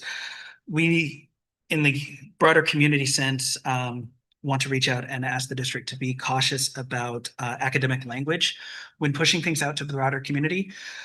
I'm a moderately intelligent person, and I'm fairly well read, and some of this stuff I had to feed into AI to get an explanation on some of the academic buzzwords that we're using. Now we reach out into communities that may not even have a grasp on English, not to discount them, but to try to explain concepts that even we're having trouble with in these type of settings. I don't have a background in education, but I've learned a hell of a lot. So, I would caution about using heavily academic language. This also I've pushed to site admins again and again, because just because we speak school doesn't mean our community at large speaks school. And I would like to say that I'm looking forward to seeing more information, either in the form of lessons and discussions for our minority students. And in our broader community, we do appreciate the opportunity to weigh in to make this course topical to our community itself. I know, college level curriculums can reach out into historical context, national level materials, but really picking up the stories that matter to the people who walk our streets and live in our communities. Even as diverse as we are, from Prunedale, Castroville, even out into the even more rural areas, being able to understand where we came from in these communities is massively important to our kids to really connect them and ground them back into our area. So with that, thank you. And I appreciate giving us the opportunity to have this discussion. And I'm looking forward to seeing more when we come back in July. Thank you, Eric. Any other public comment?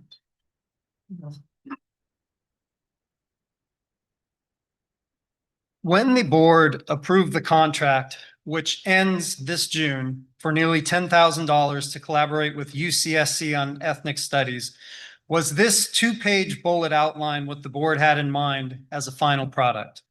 If more content exists, should the board request to see this content? Should the community be allowed to review this content?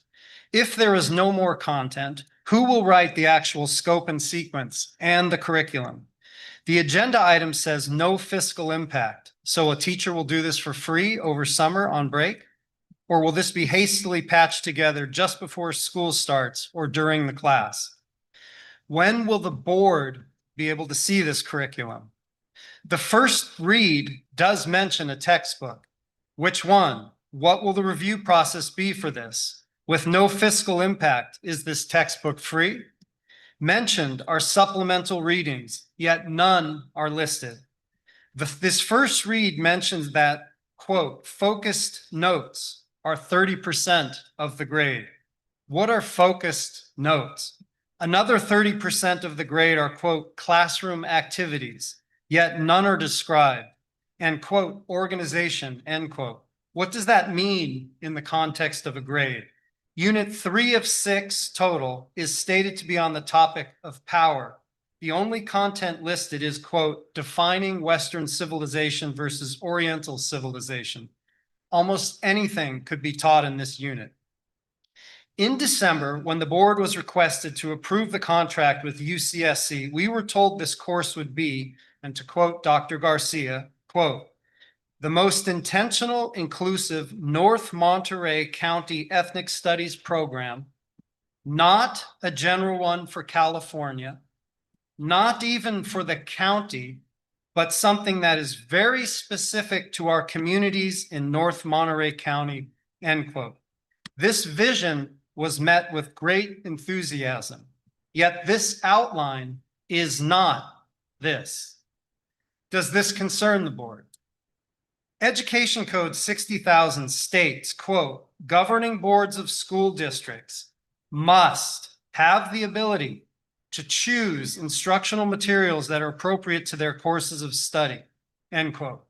If this 2-page outline is all the board will be shown, is the spirit of this education code being violated?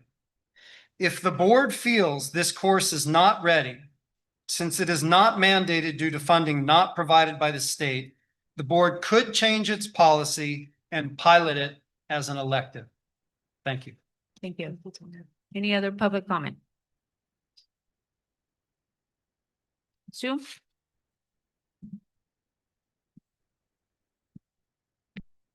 All right, closing public comment, and I'm gonna open it up for the board, and I'll start with Martha. Okay, so thank you so much for your presentation. I did attend, that community meeting along with some others in the audience, and it was the first time that I was learning, what was the framework and what was the idea. I know that the individual content of it is still being built out and not word for word for us, because I'm not sure how that works. But at the same token, I mean, we're giving a high level generalized information on how it's going to be designed, the courses. And then they're good. And I heard you say they're also going to be evolved, right? That we can continue to evolve them as we build it out. But my takeaway is, we've been talking about ethnic studies for a long time. This is mandated by the state because obviously the research was done with other districts that have already implemented this without it being a requirement, and it's been very successful and the benefits from it. And I wrote down some of these notes without even looking at some of this presentation. But I mean, just the fact that I was looking at, we were talking about earlier on the graduation rate, they talked about statistics. There's data to show that this improves graduation rates, right? With showing the students how to take ethnic study stories, the courses that they get really interested in and more motivated and more interested in, because it's relatable and it's something that they can connect with each other. And I remember some of the students at this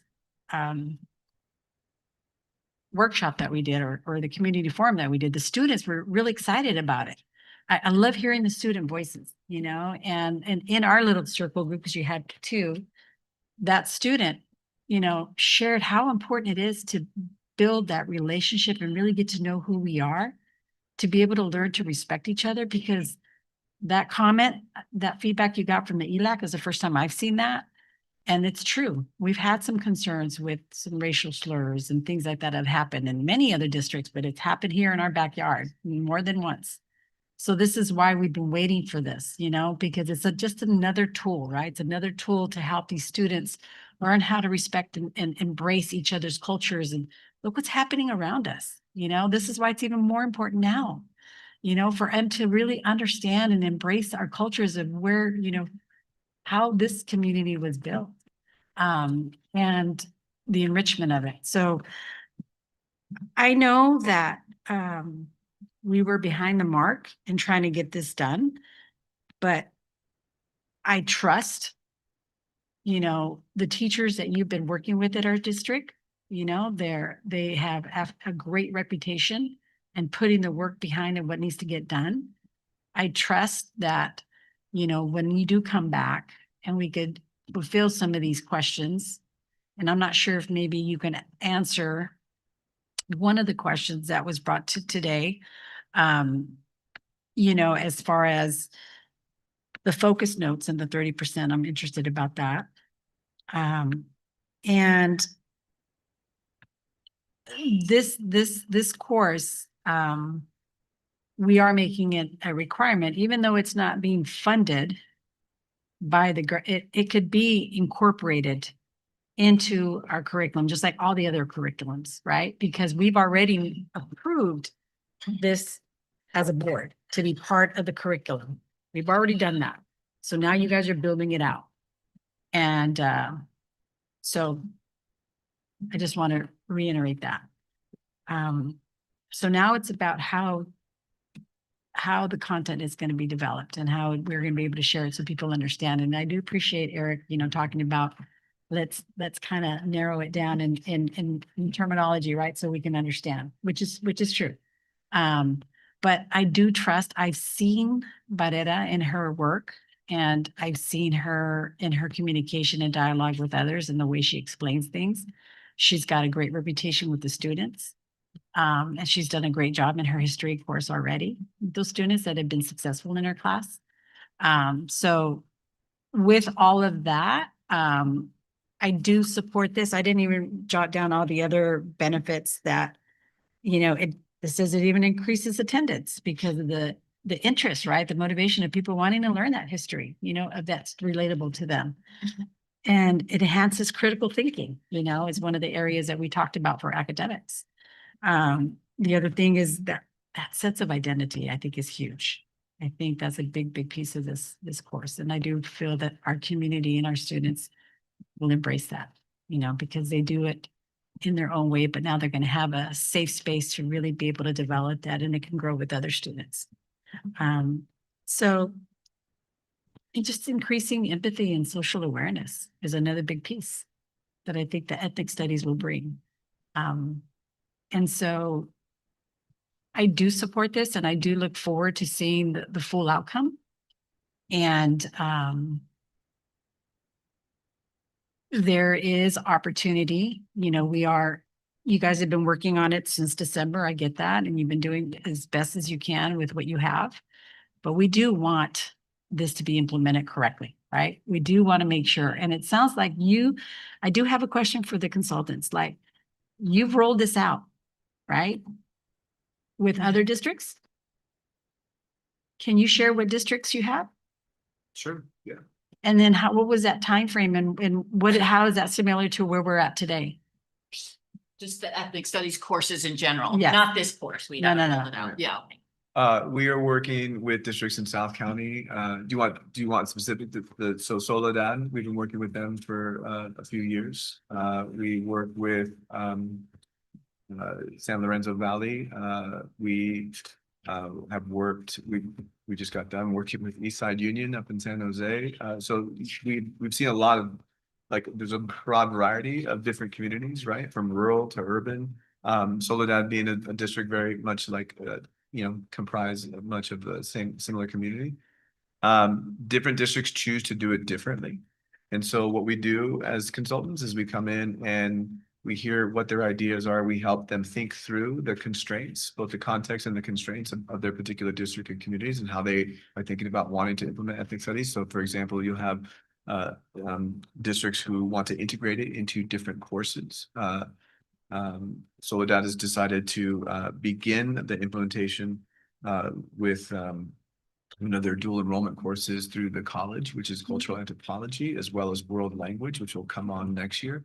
But their big aim is to implement it further into US history, which will also come online next year. But also they've sent their middle and elementary school teams to be a part of the work in thinking about how they bring this type of work into their different the context of elementary and middle school, right? Not particularly like an ethnic studies course, but the actual integration of ethnic studies principles and ethnic studies ways of looking at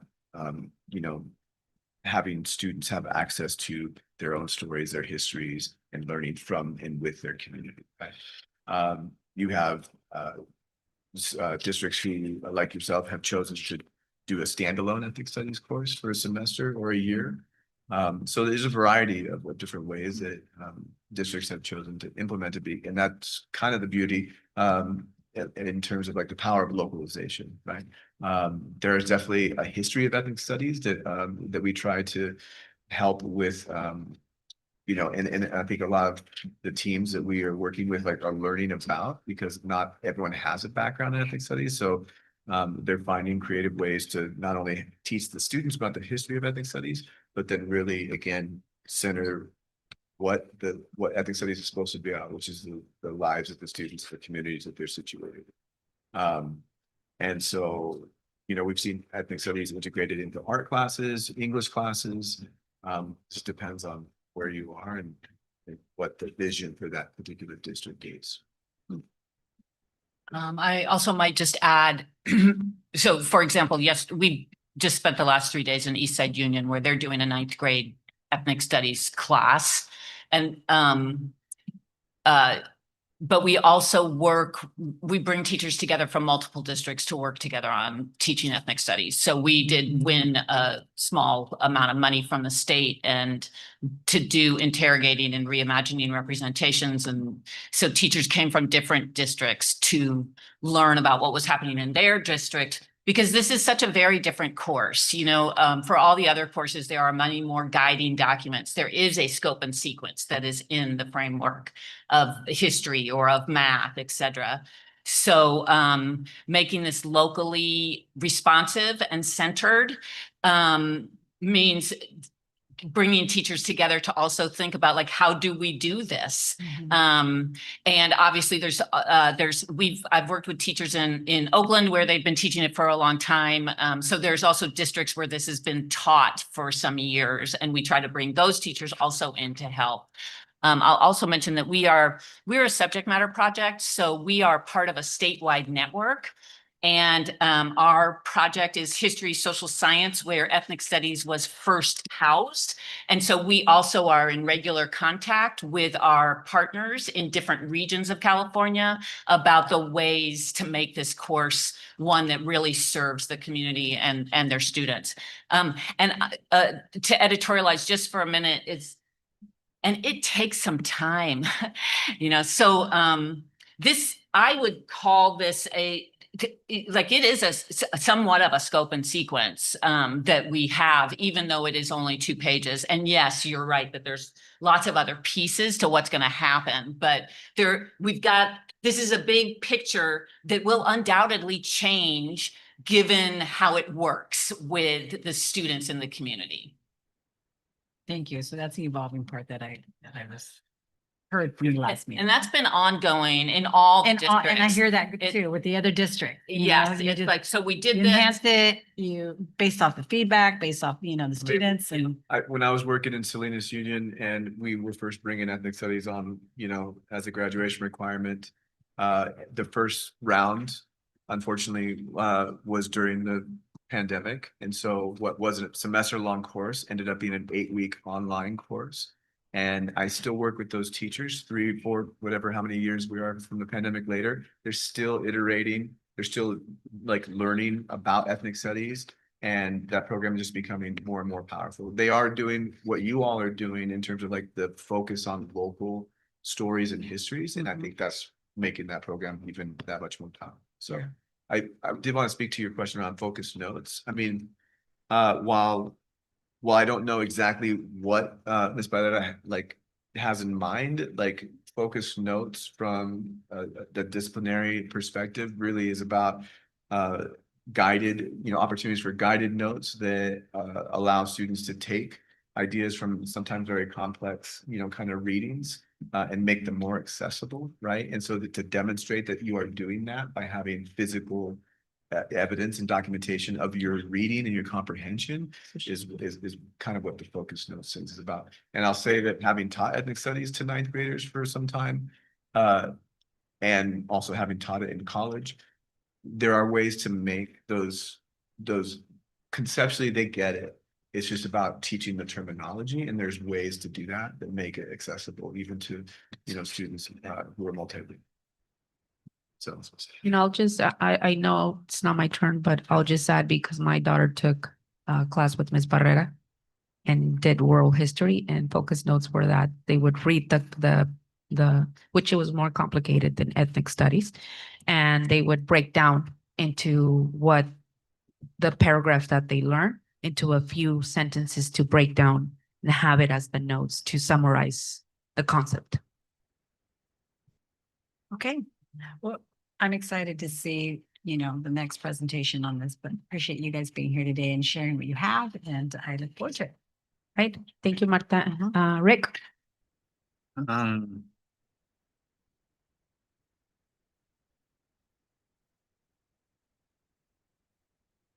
On these graph questions, what ages were surveyed on the graph question? yeah, that would be the juniors, the 11th, this past year's 11th graders in the U.S. history courses. Okay.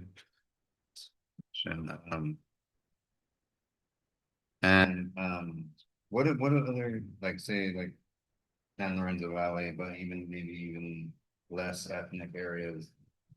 What do they teach in like the less populated areas?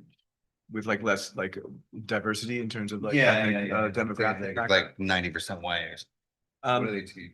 So similar things, because again, if you look at the California model curriculum and the framework, right, ethnic studies as a field is definitely allowing more opportunities to emphasize the stories of marginalized peoples and communities of color that aren't really emphasized in traditional history courses all the time, although it is becoming more common to do that. But they also again take a community-centered approach, right? So the stories of their students, the story of their families, oftentimes you'll see, so when we bring more examples in terms of like, if you want to see a more fleshed out unit and some example like kind of lessons, a lot of districts we work with have some kind of version of an oral history, assignment or a family history assignment where they're collecting the stories however they can of their own backgrounds, right? And then they're coming together and sharing that. So they're starting to see like reasons for and like the value in that diversity in that particular community, even if it might seem at the outset or from a viewed out viewpoint as more homogenous, right? There's definitely difference within those communities. And then again, those critical histories, looking at history in a critical way, as well as like opportunities to become civically engaged, right? So a lot of the districts are integrating their ethnic studies courses as like one of the premier opportunities, not the only one, but like one of the definite places where students can learn how to make change and potentially have a pathway towards earning the state civic engagement, which again is fairly new and not every district has a program and a pathway, but when they start thinking about it, they immediately start thinking if they have ethnic studies or when they're bringing it on, they're like, well, that is going to be a place where we can do some of that work. And I might just put a point on some of the things that Mark is talking about is about centering student voice and amplifying student voice. And so some of this is about pedagogy. It's about, so previously your colleague mentioned drill and kill in the math class. We're not talking about stand and deliver. Like even while there might be a place where for storytelling and for lecture, it's centering like, are the students getting a chance to read and write and talk about what they're reading and writing and thinking? And in my mind, and I always think this way about education, like literacy is at the core of this, but it's both speaking and reading and writing and thinking and questioning and communicating in all the ways that we communicate. So it's not just the content, it's also the pedagogy of ethnic studies. And my next question goes to, because I love, our area, and my background is not only Mexican, migrated here, but my grandma on my dad's side is, and we're Native American, and she ended up doing a tracing all the way to like 1823 from around here. And so, and then I know, my wife is Filipino and Korean, and I know, the area here has a rich history, deep history of Filipino, Japanese, Italian, and stuff like that. So I'm just curious of like, is that something that the kids bring up, or we bring up, or is that type of stuff eventually taught? Absolutely. I mean, I think one of the student comments kind of spoke to that, but it's like a student will know just enough, but they don't know what they don't necessarily know, right? But I would maybe, I see a potential future where you might be someone that students come and interview and have some of your story maybe inform like some of that ethnic studies content, right? So it's like, one of our board members has this rich multi-ethnic and cultural heritage, and you're not the only one in this community that has that, right? So as using like not only individual, but like local case examples to kind of highlight just the nature of how people come to places, how they coexist, what are some of the challenges that come with that, and also what are some of the ways where people can come together and make positive change. I have four children in the district currently, and they're Mexican, Native American, Korean, Filipino, and Caucasian.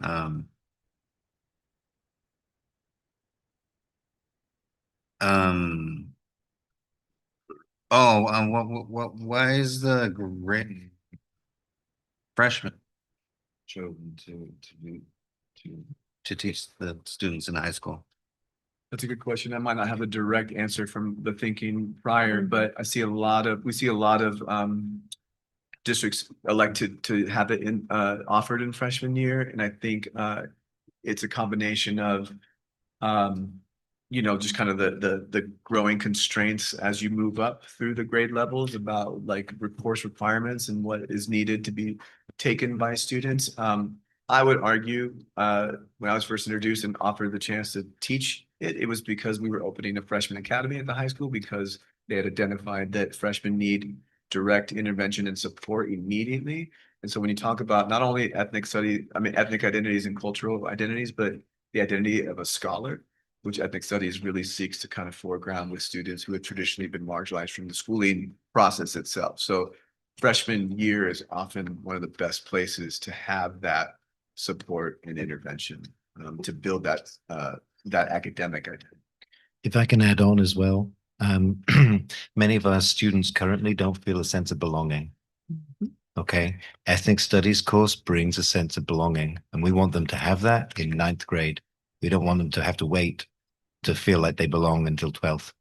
My favorite subjects had to do with history, and either U.S. history and Greek mythology, like that time ago. So to bring that sense of belonging and to get people pumped up,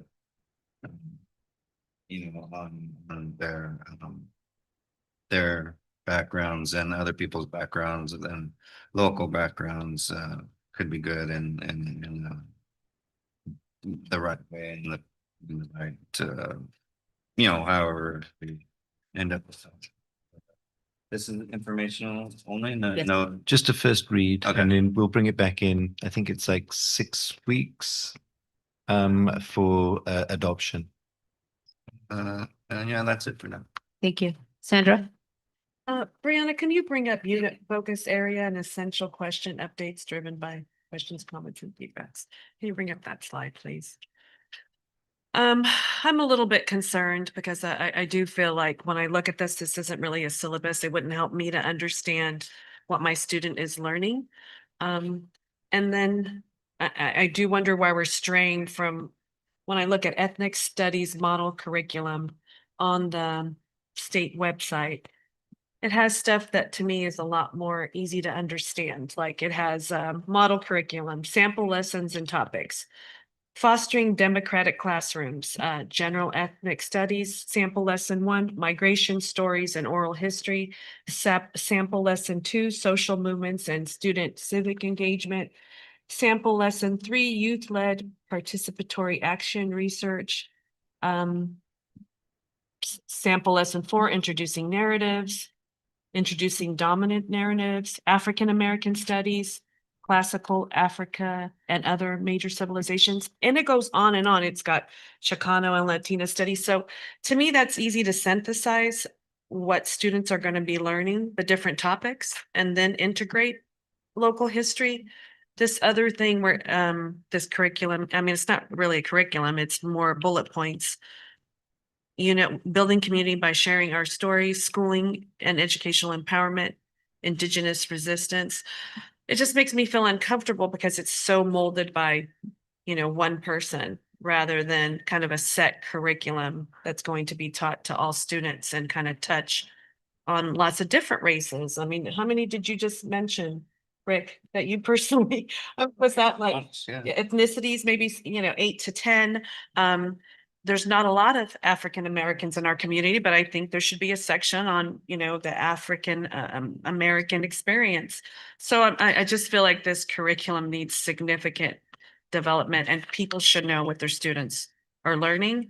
I also like the idea that maybe somebody could take a dual enrollment course if they're more interested in history or Chicano studies, that there should be more options for students.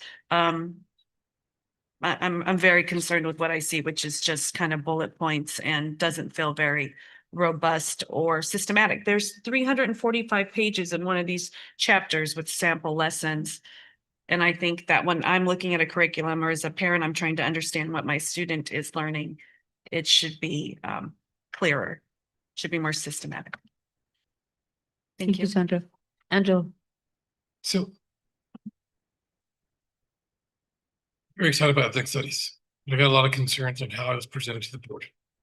So Trustee Ruiz brings up a lot of issues too. I'm hoping when it comes back to us, we can address this. I think what should have really been taught to us today on the slideshows is the ethnic studies model curriculum from the state, because it states the four areas: African Americans, Chicanos, Latin communities, Native Americans, Asian Americans, and Pacific Islanders. We would like to see somewhere about Pacific Islanders on the syllabus, especially since teaching here, I've had Pacific Islanders that live in Marina that would lie on their address so they could play on our softball team because our softball team's that good. We have those students here. Like the Trustee Reed brought an excellent point about African Americans. Looking at this, I don't really see where it's at. So it looks like we're missing a key part of the four groups. Love that you brought up the word about qualifications for teaching this. What is it? Pedagogy? Pedagogy? Pedagogy. I always mispronounce pedagogy. I love the idea that we have somebody that's going to teach the class that has an ethnic studies major, but I don't think that's going to be the end all be all of who can teach ethnic studies. In the state framework, we talk about identifying teachers who don't have that degree, what type of professional development we have in place. Because looking at I'm not against the syllabus. I mean, like, for example, first one about case study, Chicano movement, political identity. I mean, you can have a philosophy major. That's Nietzsche. That's Plato's Apology. that can do that area about questioning the system. Indigenous resistance. I just feel we can build more. I know we talked about the missions, but missions was also earlier. Like my fourth grader, I helped him build a model with it. You know, and really what that is all those parents that go up against other parents for it, you know, what builds the best mission. So, but yesterday when I went to the Elkhorn Slough to do a try haka there, I saw a map, and they showed a bunch of Ohlone tribe. I'll be honest with you, I had no idea there was tribes out there yesterday. Ohlone at the Moss Landing Slough until yesterday, and I'm 45. Would love to see something about our local tribes and the Essling tribe and this. Supposed to know a tribe as well. That one too. Yeah. So, and like I said, the other one is just really, I just want to see some type of professional development plan to bring others other than just ethnic study majors. I think there's a lot of history teachers, a lot of, I know I don't have any philosophy teachers, but critical thinking skills not really taught until college, and it's such an amazing. I think back in the day we used to teach it in high school about how to do proper logic and critical thinking, but it's not done anymore. But ethnic study is such a wonderful opportunity to bring that type of education, you know, and studying our culture and who we are. By looking at some of our past philosophers, and even I was even looking, we have activists, modern philosophers that talk about Chicano studies and what it is to be your culture on the border. I think her name was Gloria Anzaldúa. Yeah. So I mean, it'd just be nice to add a little bit more tailored. And I think if we had the transparency and work a little bit more together in a couple of weeks. Just want to hear more about that, like how we're going to expand it. Also, sir, love what you said. Why does it have to be a semester long class? Why can't it be a year long? I just want to throw these ideas out. Well, you don't have to answer that right now, but I'm quoting him because he said some schools do a year. Because there's a lot to offer here. I mean, the curriculum says we can either do a semester course or we can integrate it, but there's nothing in the model curriculum that says you can't do both. You know, it's funny. I like the idea of building it in your ninth grade, so they have something to identify. But why can't we also add little extras to add to our English department, add to our history department? It doesn't have to be a one-all be-all semester class. And that's where my fear is, because we're trying to rush it so fast and make it one semester. Like, this is such a gem that we can really grow our students. I would like to see it actually, you know, let's put a little bit more love into it and care, you know, a little bit of water and sunlight on the seed to get you know, more healthier roots grown here. Thank you, Angelo. I'm just going to speak on my experience, I'm an alumni who graduated from this district. And the earliest that I learned about ethnic culture, everything, my identity, everything was in 7th grade. And that was through a summer program dedicated for migrant students. And we talked all about the Chicano movement. We talked about the Tsutsus, the LA walkouts, the Native American. We even learned how to dance, do Aztec dancing, because it was part of our identity. And to be honest, that changed my life. And every summer, we would all be desperate to enroll into the summer program because it created a sense of belonging for us. It validated that we belonged in this district and that we belonged in this community. And it also helped us understand and have deep roots of who we are and where we're coming from, to be able to understand where we were going and what we wanted to do in life. And I think that experience really shaped for me to even do civic engagement and participate in my community and fight for social justice and fight for issues that I saw that I could relate to in history and be like, oh, that also happened for people like myself. And it's also happening right now. How can I work on those issues? So I would say that I'm really excited that this is coming. And yes, there's a lot of things that could be fixed, but the earlier that we incorporate a sense of belonging and a sense of who you are into our students, the better off that they're going to be, in my opinion, because that also helped me to continue the learning, continue to question things in other classes, right? So after I would come back into the regular classes, I would be like, that doesn't make any sense for me. And then I would start questioning in US history. I would start questioning in world history. I would start questioning in government, and all the other classes, I would start questioning things of why my community was not brought up in all those examples or activities in class or things like that. And so it really helped me with my own continuing learning as a student on my own, not necessarily within the school. And it helped me shape how I also saw the world better. So I'm really excited that you also incorporated 350 students to answer this. I was concerned about the true engagement because if we all can know, I'm the one that says we cannot rubber stamp things. And true engagement is really getting information. And I believe that the engagement should also come really from our students, because they're the ones who are going to be really impacted with this. And so I'm really happy to hear that, because I didn't know that that was happening. So I wish that that could have been told to us earlier, and I already said those things. And I'm really just excited that it's going to be developed, and it's a what I would call a working document, a working syllabus that will continue to evolve as things change in our community, and as our students, a new set of students come into that course or into that class. And just to the comment of saying that it's really academic and there's big words and everything, and sometimes it's hard to understand.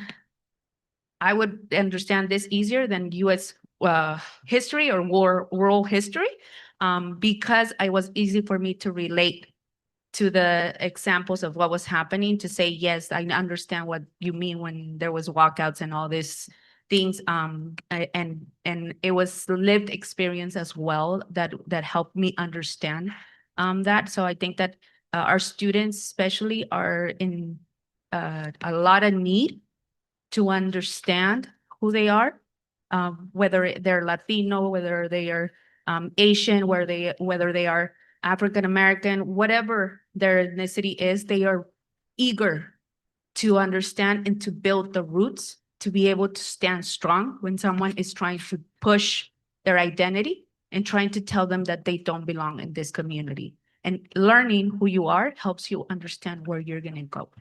And I think that that's really crucial, that I would say bring it in elementary and incorporate the different learnings of culture and ethnicities as soon as possible, because that helps really our students to never feel that that what they're learning does not apply to who they are and where they're coming from and their families as well. And they also are not fighting that constant battle of their families being a certain way, and then the school system a different way, and they're trying to fight which way do I go? Do I go with the school system, or do I go with my family's cultures, traditions? But understanding that it could be both, and that they can both use that to better themselves and to move forward, and that they don't have to choose between one or the other, that they can create their own identity and create their own system. So I'm really excited, and I hope that you can continue to listen to the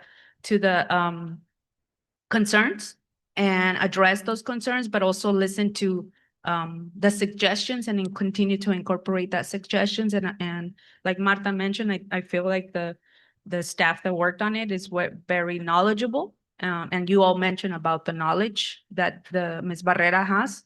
And she also comes with a lot of lived experience as well, which is crucial to also talk about this issue, right? Or talk about this topic. I think lived experience, we often don't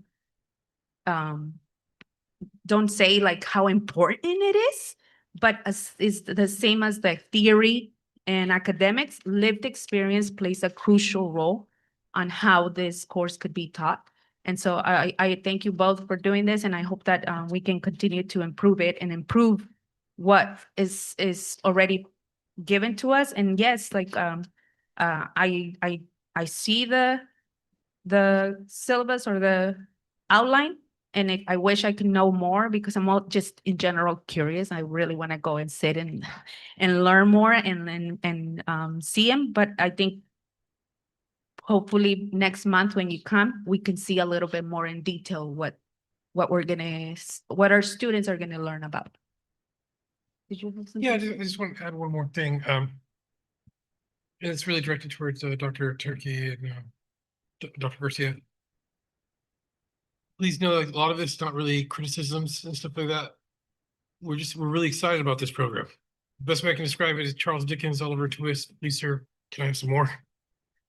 We want more because we know this is going to grow and be so beneficial for our kids.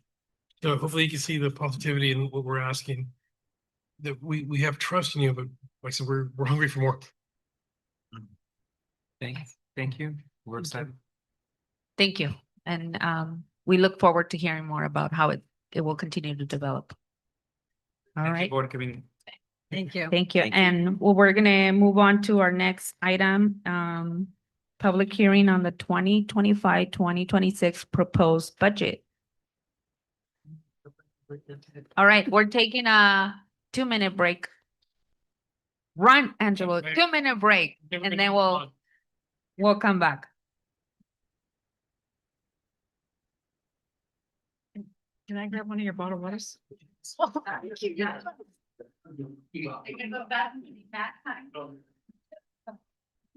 Just like our students, right?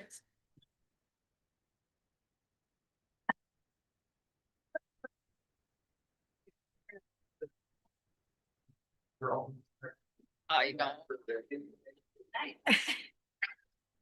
Never the moment, just I know.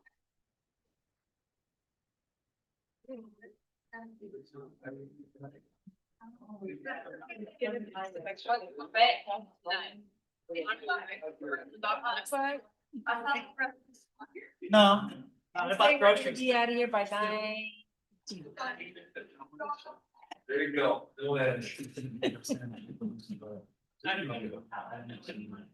That would be wonderful, right? Oh, I know. Living everywhere, Gianna. Back in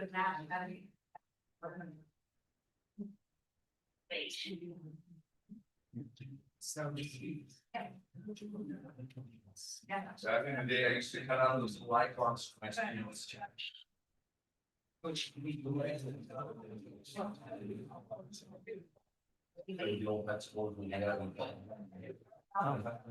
Yeah, that's how I see my students. We need a massage.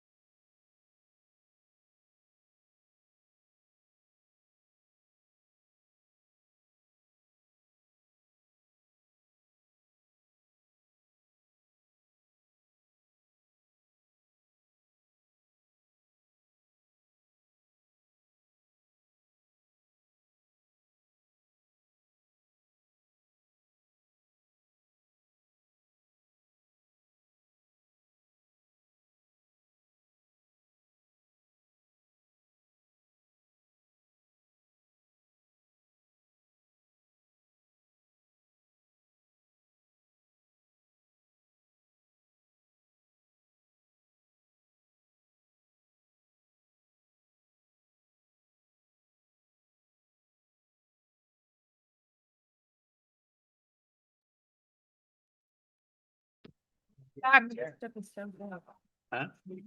Where's it? It's from the student. Oh, it's a stair. Email. All right, we're moving on, and are we ready? Are we ready? Awesome. All right, let's go with public hearing on the proposed budget for next school year. Good evening, board, president and community. I am here with Brianna Flores, our director of fiscal, to present today the proposed budget for 25-26.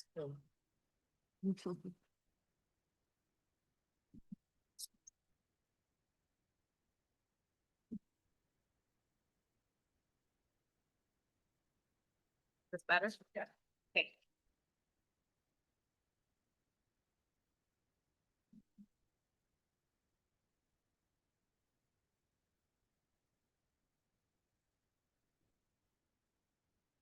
So I'll start off by our vision and mission. The goal that guides our budget is this vision and mission for our district, which is ensuring that all students graduate college, career, and life ready. This is why we are all here. This is what should build our budget so that our budget works towards this vision.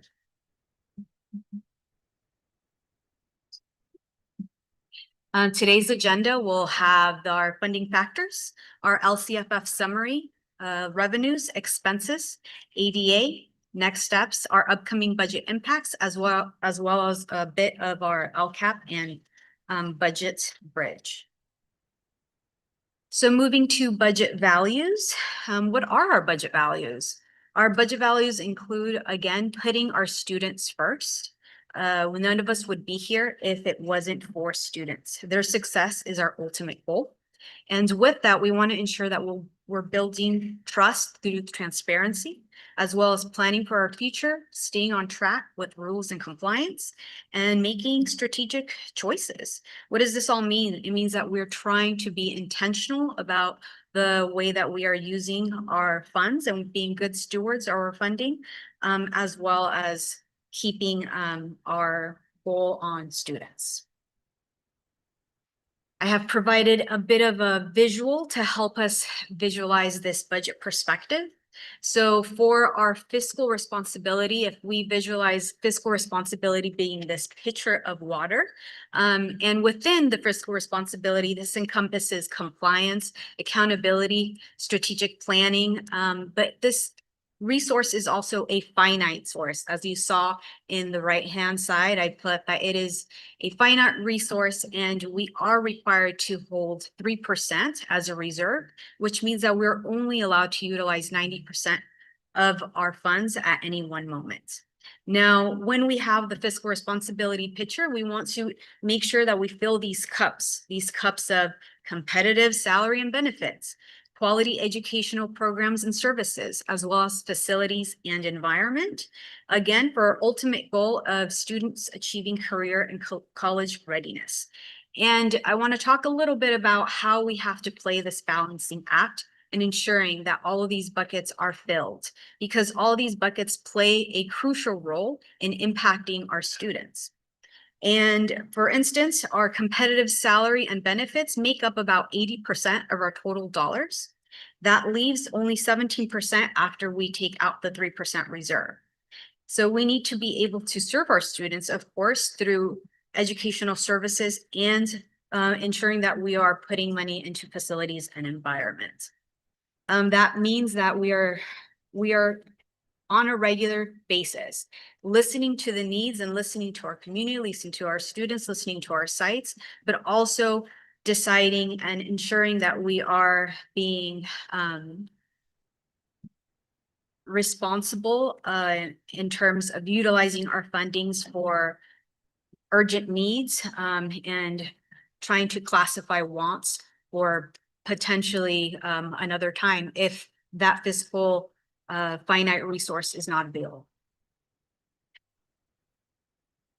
So let's look at where we're projected to end. I have included on this slide, the 22-23, 23-24, as well as the 24-25 now projections. In 22-23, we started with a beginning balance of about 11 million and ended with an ending balance of 15 million. Let's talk a little bit about what that means. A beginning balance is your end cash amount that you close your books with.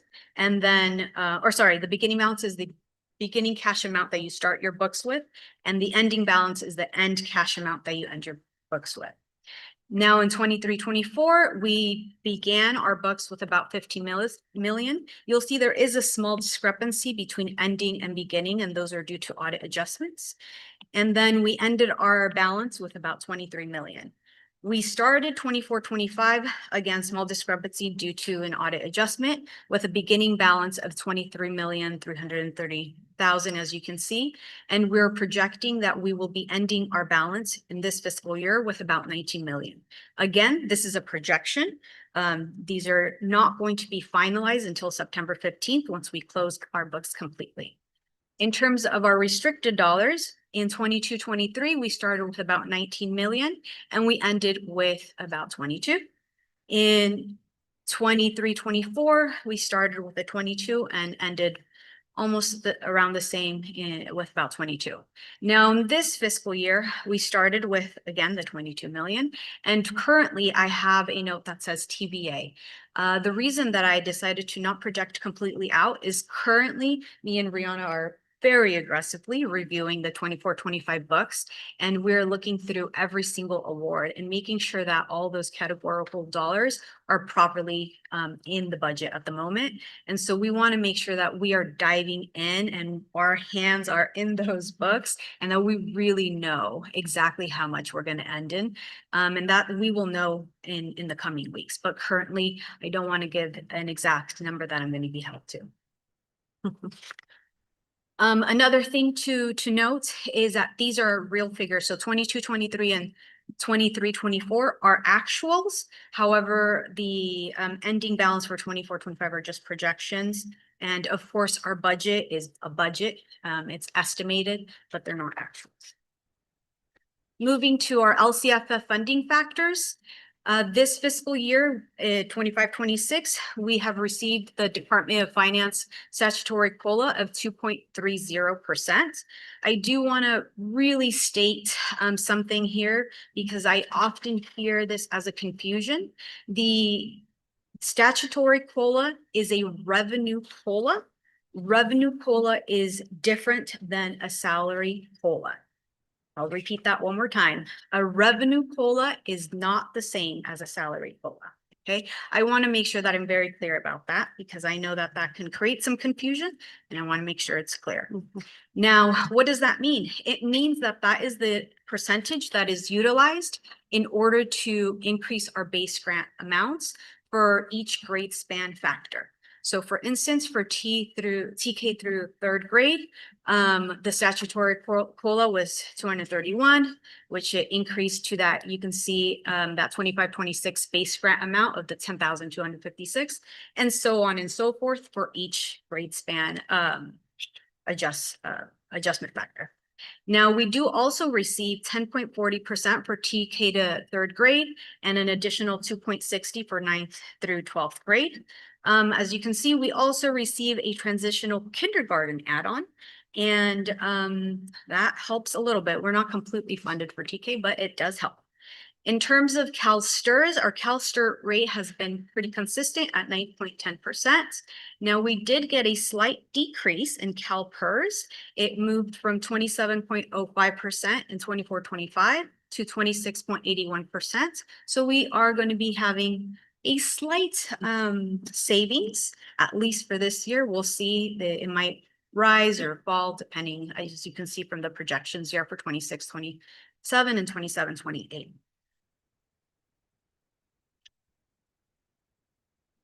In this slide, I'm summarizing the LCFF entitlement, and you can look at our LCFF dollars in two different ways. As you can see in the chart, that first category is looking at it by category. So it's saying, what is our base grant? Our base grant is a total of 45 million.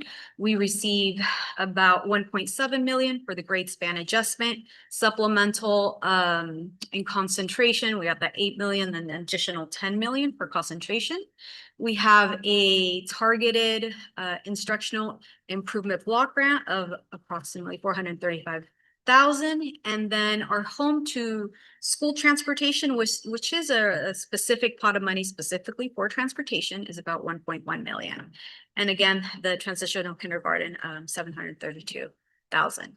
The second section is source. So this is how we receive our dollars. So for instance, the first pot is in lieu of property tax is about 27 million.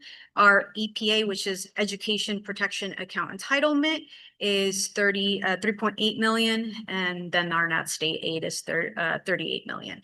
I do want to just very briefly talk about the correlation between the Education Protection Account as well as our LCFF dollars. So those two are in the same pot, right? It's all LCFF. However, the way that it works is if our EPA dollars go up, it means that our LCFF dollars go down. And if our LCFF dollars go up, then that means our EPA go down. It's always equal to the same exact amount, but it does fluctuate depending on taxes. And so that's just something that we watch for to make sure that we're accounting for correct, accounting for in terms of our books. Here's a summary of our LCFF in just a different way of seeing it. So as you can see, the vast majority, 66% of our dollars is base grant. And we've already walked through the other categories, but I just wanted you to be able to see it in a different way. Now let's dive a little bit into unrestricted versus restricted. So in terms of our unrestricted dollars, we have about 83 million in terms of unrestricted revenue, 67 in expenses, and a $12 million contribution, which I will discuss further. That leaves us with a 2.8, which is a required 3% reserve. In our restricted pot, we have 30 million for revenue, 43 for expenses, and there goes that contribution to make sure that we zero out our accounts. Let's dive into the contribution a little bit more. So as you can see from this chart, these are this is a summary of our categorical funding. Let me explain a little bit about what that means. So our categorical funding is funding that we receive that is in a restricted pot of money. We can only utilize it for a specific purpose. Unrestricted, we have a little bit more leeway in terms of how we can utilize it, but restricted dollars are usually tied to a number of restrictions. So for instance, in our first pot, you see our lottery. This is our unrestricted lottery. And so of course, as you can see, our revenue equals expense there. In our second section there, we have our ELOP dollars, which is our expanded learning opportunities program. And once again, revenue equals expense. In our 3,000 categories, this includes our title dollars, so our consolidated application, as well as our SPED, special services funding. In this section, as you will see, we do have a contribution of 4.8 million. In our second, our 4,000s category, this is additional title funding, so more federal dollars. In our 5,000 categories, this is cafeteria, child development, and those zero out. I won't go through every single section, but you'll see the next section. We have an additional contribution that is also correlated to special education. And then the last section where we also have a contribution is routine restricted maintenance, and we are required to contribute to this fund since we are supposed to be continuously doing routine restricted maintenance. So there are the total of the contribution, which is that 12 million. Now, in terms of, I just want to talk about the 3,000s and the 6,000s a little bit more. Both of them are made up of special education. So this is a pretty normal practice. The state knows that they are not funding us 100% for all of our expenses. And in fact, I believe they stated that they know they only fund us, not us specifically, but just in general, about 11% of actual expenses. So the fact that we have to contribute such a significant amount is actually quite normal. Maybe that will change one day, but I don't know at this time. So that is where we are. And we probably will have to do a bit of a swap for return restricted maintenance. I think we're just shy of our 3%. It won't impact really our dollars. It would just be moving it from unrestricted to that restricted pot.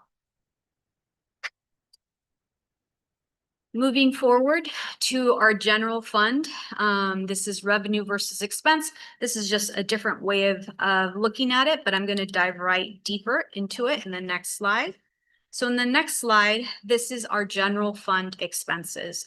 So once again, you can see that about 80% of our total expenses are made up by salary and benefits. Just for the general public, I'm going to explain a little bit that chart. So in that chart, you'll see that that first column says object code.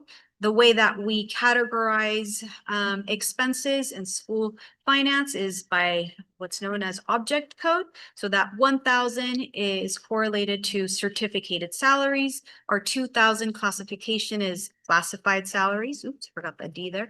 The 3,000 is benefits. The 4,000 is materials and supplies. 5,000 is contracted services and additional services. 6,000 is capital outlay, and 7,000 is outgoing. So let's talk a little bit about each category. Like I mentioned, 80% is salary and benefits. Only about 5% is actually materials and supplies. Contracted services, about 10%. Our capital outlay is 0.3%, but you will see that in the 7,000 category, we actually have about 3.3 that is a transfer into our capital fund for capital projects. So it does make up a bit of a higher amount. And in other outgoing, apart from the 3.3 that we're contributing for capital outlay projects, we have the build back and we also have indirect cost. Moving forward to general fund revenue. For general fund revenue, similar situation to the object code. The 8,000s is usually categorized as our LCFF, which is our local control funding formula, our EPA, Education Protection Act, and outgoing contributions, which we discussed in previous slides. Our object 81 is federal dollars, which we have about 1 million of those. Additional federal dollars in object 82 includes categorical programs such as our title grant, our Perkins grant, and additional federal program at about 2.7 million. In our 85, this includes state funding, such as our Prop 28 dollars, which is art and music, ACES, which is after school education and safety, our restricted lottery CT program, which is career technical education, and that is about 10 million of our dollars. And then finally, for the 86, for local revenue, this includes local contracts. What does that mean? So local contracts includes things such as First Five, or collaborations with local agencies such as CalHope, even MCOE, that collaborate with us for specific services.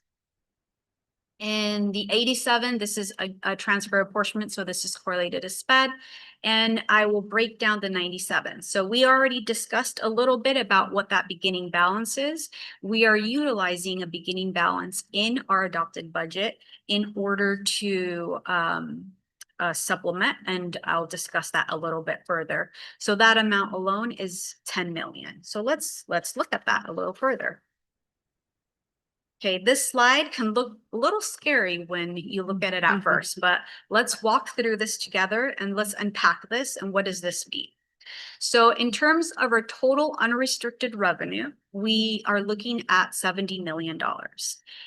total obligations tied to unrestricted funds. What does that mean? It means that we have obligations in our restricted pots of money that we are contributing to. So that 12 million that we discussed, we are moving funds from our unrestricted pot into our restricted pot in order to cover those expenses. So with that, we have about 72 million of obligations. That gives us a deficit of 2.7 million. In terms of our general fund expenses, we're about 95 million, which requires 3% of that, 2.8 million, in order to meet our reserve. Now, let's talk about how much we would need if we did the capital outlay contribution of 3.3, which is at 8.9 million. So if we took our reserve, 2.8 million, plus our capital outlay contribution, 3.3 million, plus our deficit, 2.7 million, that would require us to pull 8.9 million of our total beginning balance from into 25-26 in order to meet all these additional obligations as well as our reserve. But let's break it down further. Okay, so if we look at the total 8.9 million, of that, again, 2.8 million is reserve. Now 3.3 is capital outlay. These are projects that we have been discussing in the last number of board meetings. Examples include the PA system, the cameras. I can go on. It's 3.3 million though, so I won't. But there are a number of projects that we have designated and have decided are needs. And they are. We have a significant amount of maintenance that we need in this, in our district. And so by choosing to fund these projects, we are saying we need to prioritize these and we need to utilize our funding in order to do so, right? Now, with the reserve and capital outlay, I mean, that alone, right, is almost 6 million. The difference is that 2.7, which is our deficit. Let's talk about that and break that down even further. Now, of that 2.7, 1.3 alone is additional hours for our salary, for our staff. That means additional sub hours, additional hourly time, additional overtime. And that is about where we are landing with our actuals in this fiscal year to date. So it is not a number that is extraordinary. We are actually putting it in ahead of time saying, we expect that this is what the need is going to be. And so we are putting it in the budget so that we are not surprised, so that we are projecting in a way that is actually more accurate. Additionally, the difference is money that we have allocated to sites. When I was doing the budget workshops, I met with all of the sites. They came to the budget presentation, the workshop, and then me and Rihanna met with them all individually in order to hear them and say, what are your needs? I had schools that came to me and said, they had very limited supplies, very limited access to their budget. And there were teachers that were paying things out of their pocket. There was equipment that they were recycling because they did not have sufficient dollars in order to create purchase orders, in order to provide the necessary materials and supplies to their students. So we heard them. This deficit is in some way saying we are choosing to invest in our facilities and we are choosing to invest in our sites. Now, I know that this is alarming, I know, but we have to remember, I started with the beginning and ending balance that is estimated to be at 19 million. Now, when we do have funding and we know that we are going to be able to carry that forward, then that is something that we can actually do. That does not mean that we're not addressing the deficit. So let's talk about that as well. We do have a structural deficit and we need to talk about that. I wanted to be very transparent with this slide and say, this is where we are currently. But we also know we have funding available to give to our sites. So what do we do about that? Well, we have to make sure that we are addressing it and that we are aware of it. I know me and Rihanna have already been seeing issues that have been coming up and have been addressing them as they come up. For instance, one of those would be ensuring that we have our finances and our reports in our department to make sure that we are looking at utilizing our categorical funding to the best of our ability. So I'm going to move on to the next slide. So let's talk about the why. Why and how did we get to that point, right? Part of the reason, not the entire reason, but part of the reason that we are in a deficit is because we do have declining enrollment. Now, this is not special to North Monterey County Unified School District. This is something that is happening throughout California. But let's see where our numbers are landing. You can see from 2018 to 2019, we were at 4.3. In 24-25, we're landing closer to 4,000, right? 4,010.31. So this is something that we do need to be aware of, and we do need to ensure that it's on our radar, because the trend is on a downward line. Now let's talk a little bit more about what I utilized for those beginning balances. So now in terms of our general fund, like I mentioned, for resource 000, which is our unrestricted dollars, I used 8.9 million of that 19 million. So again, this is a projection, not actuals, but that would mean that we would pull 19 million from our ending fund balance in order to accommodate this adopted budget. Now, in terms of our additional dollars that I pulled, if you look at that second row, resource 6762, which is our arts and block grant, this budget I utilized 223,000. Well, 223,170 for our beginning balance for our 25-26 adopted budget. However, let's look at our projected ending balance. Just for that program alone, we're going to have 400,000 left on the books.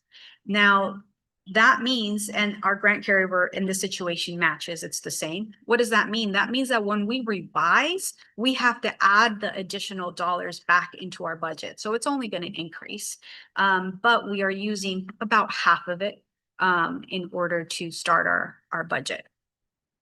Now for Prop 28, which is our art and music grant, I am using 349. We're proposing to use $349,490. However, our projected ending balance just in cash, so the dollars that we will have on the books, will be $950K. And in terms of our grant carryover, let's talk about what that means. So when we get an award, let's say we get an award and they give us cash upfront, that is your projected ending balance or your beginning balance, depending, right? That is your actual cash that you receive, but they allocate a certain amount and they only give you a percentage, right, of that revenue. So in terms of our projected grant carryover, which is higher than the cash that we've received, we're actually estimated at about 1 million that we will be able to budget for next year. And then same idea for learning recovery of the 616, there's 800K available. And of our local contracts, I use 10K, we have 50K available. So this is just a full disclosure of how this was pulled. Now we'll talk a little bit about upcoming budget impacts. There are some budget impacts for proposed 26-27 that is good for us to be aware of now. Now these are proposed. We don't know if they're going to happen or not, but I rather bring them now so that they're on our radar and we can prepare if this is something that does happen. So there are no proposed cuts to title or IDA funding, but they do think that they want to restructure or redesign the way that it looks. In terms of elimination, the proposal is to eliminate English language acquisition through Title III, migrant education, adult education funding. I can tell you right now, there's going to be advocacy for these programs. These programs impact our most marginalized communities. I can't say what's going to happen, but they are on the chopping block currently. So let's hope that we have enough advocacy so that they are not cut. Now on good news, we have some upcoming budget impacts that will impact us positively. There's a discretionary block grant that we may actually receive this upcoming year. We will know by July, in fact. There is a proposal of 305 per ADA for us that would impact us. We would receive about 1.2 million, which is huge. That would be a great benefit to us. And it is intended to be discretionary. You never know until they finalize the language, but let's hope it is. And if that's the case, that would greatly help us. Additional budget impacts.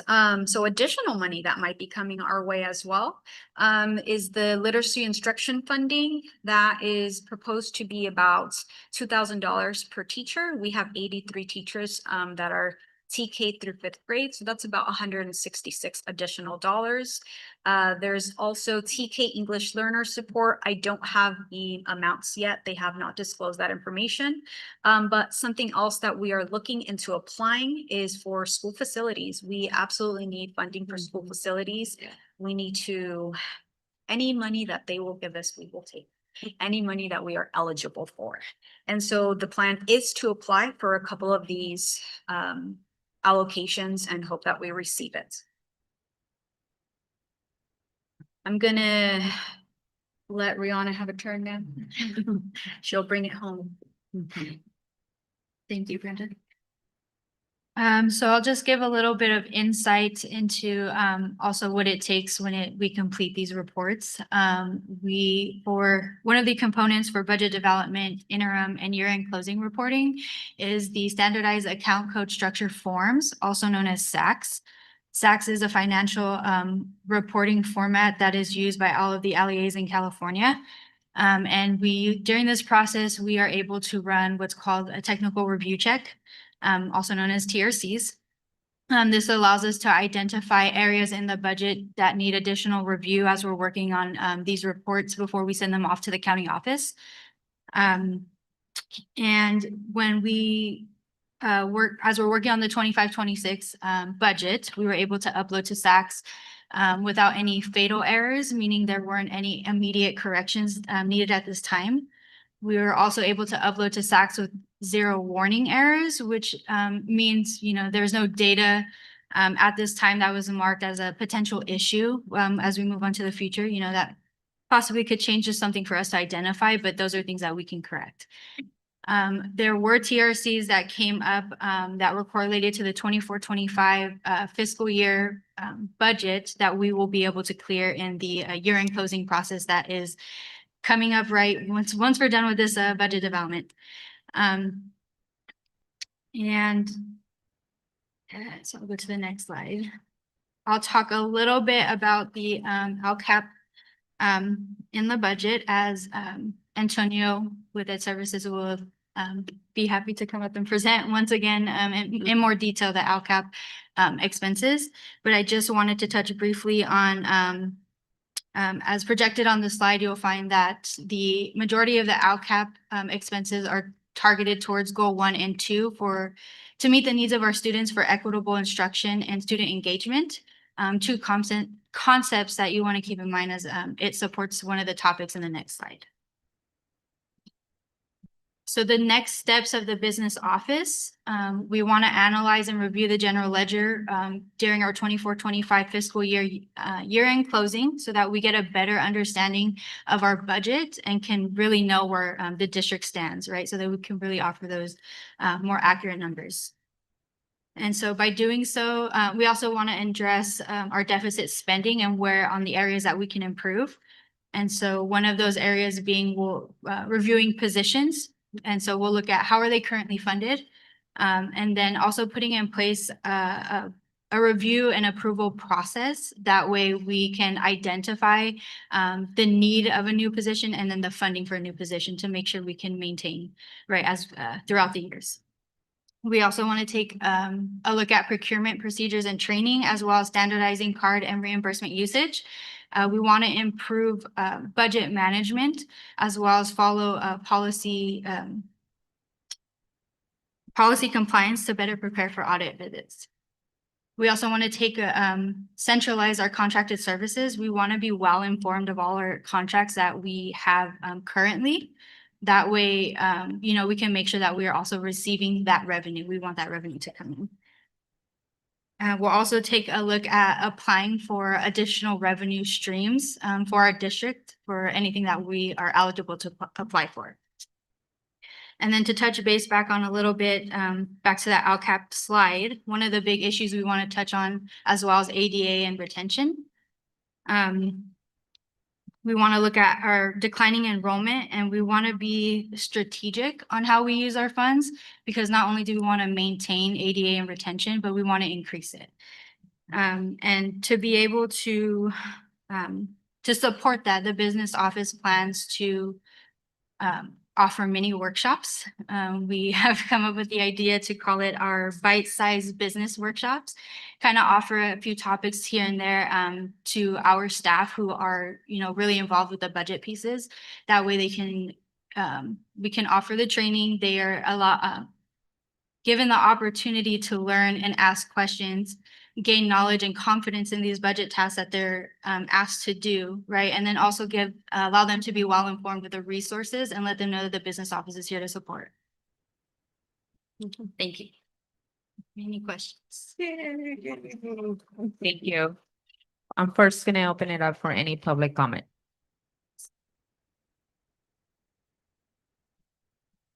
I do have one quick question. I don't know if it goes to the financial department or not. Do we have a grant writer that can support and? Thank you, Stephanie. Any other public comment?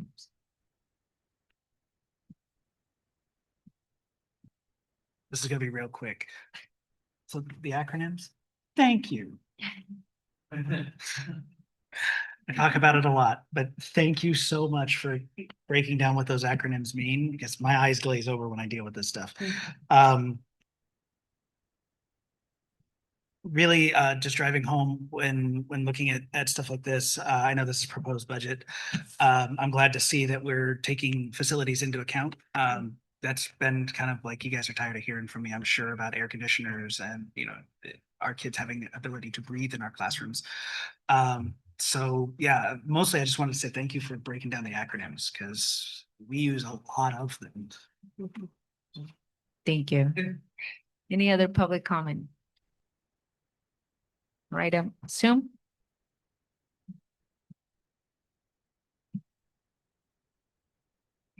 All right, closing public comment. I'm going to open it to the board and I'll start with Martha. I'm still writing down my notes here. Okay. First, thank you for the presentation. I really liked, when I first opened it up, I opened up the spreadsheet that was attached to this, and then I didn't get into the presentation first, but when I opened up the spreadsheet, I saw everything like 2 columns, zero balance, zero balance. I'm like, wait a minute, what are we comparing it to? Because everybody does it differently, right? You guys are brand new, so thank you for your presentation, but it was very clearly defined in your presentation. So I appreciate that, because, the budget's always been complex. I've learned it, and I've been through you're now the third CBO, and everybody does it differently and everybody explains it differently.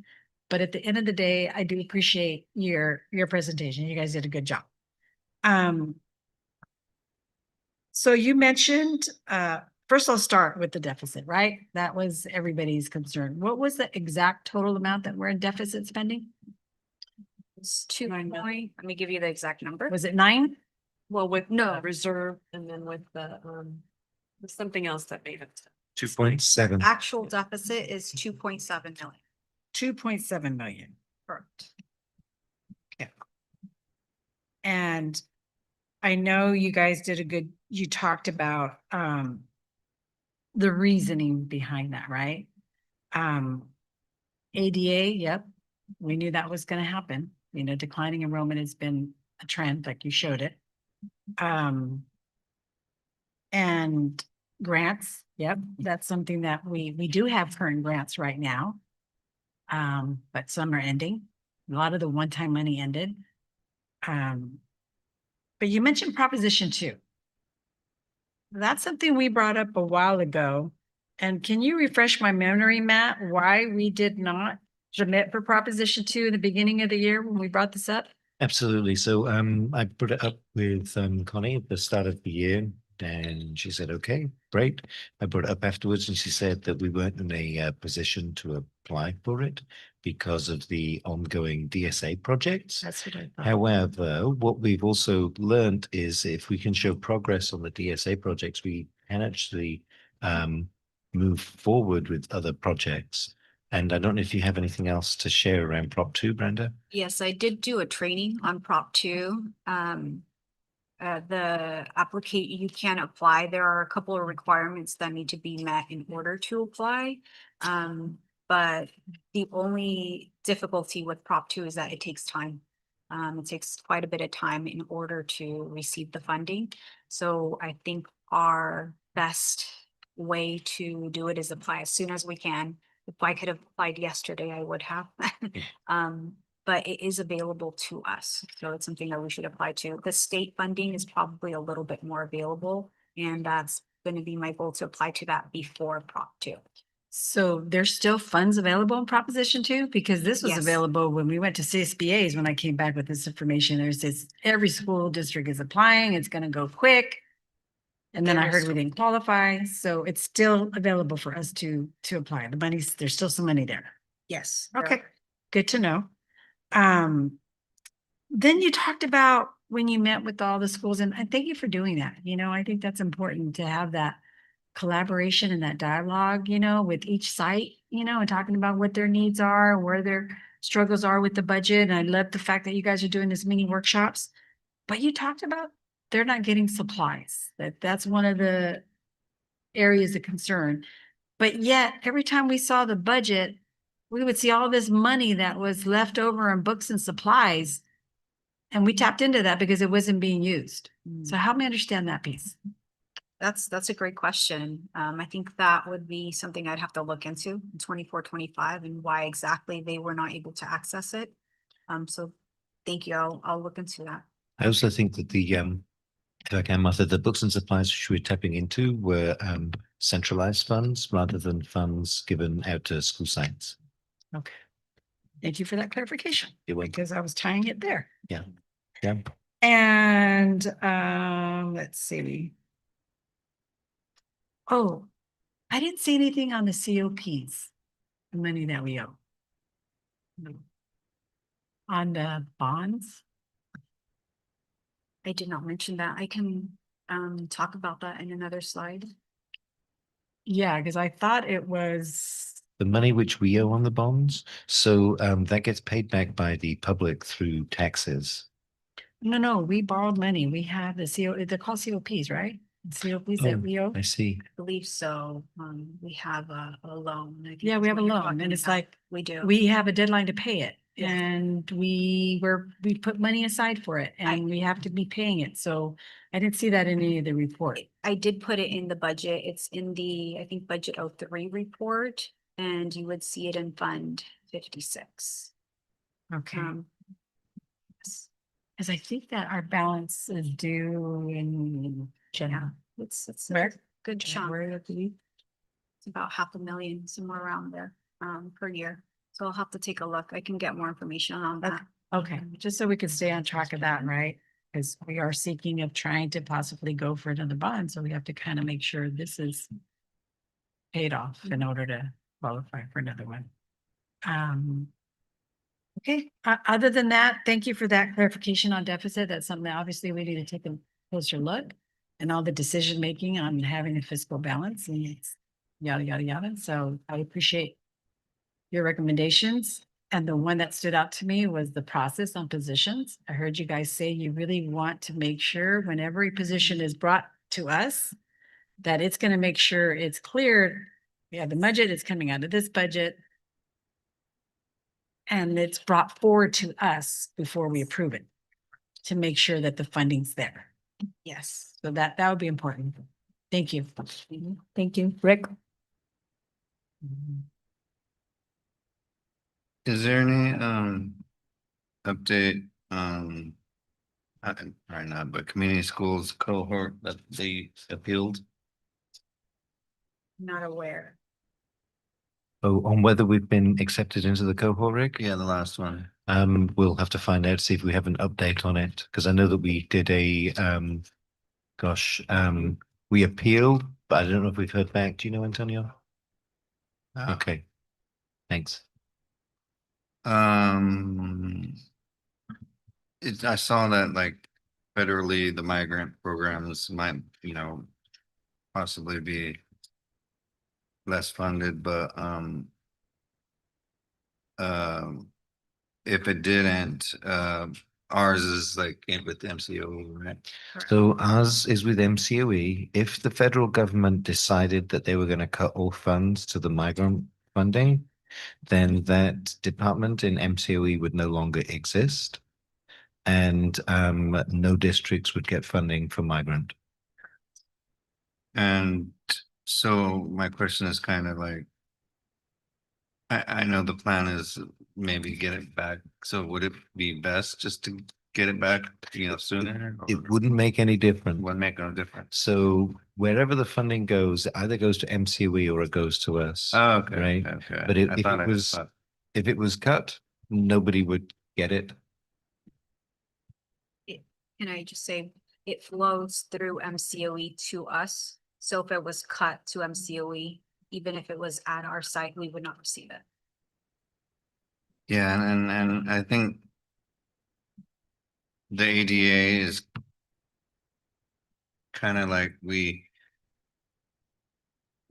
I hear from, over the decades, like parents or even students saying that they're gonna change districts or not go to high school here because of the main things, quality education, they think they'll get somewhere else, and sports. And if you kind of like, improve those, and we just, kind of like haven't been, probably will, get better and people will want to stay.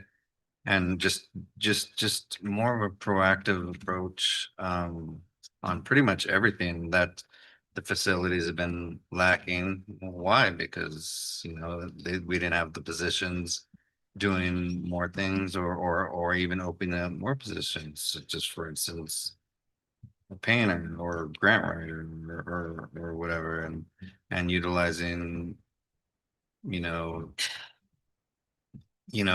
mean, the word volunteer is not liked by some people, but if it's done the right way where it's not going to affect jobs.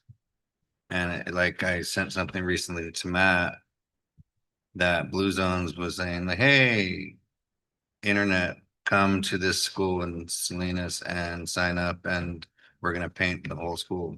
And I mean, that's not something that's going to take away jobs.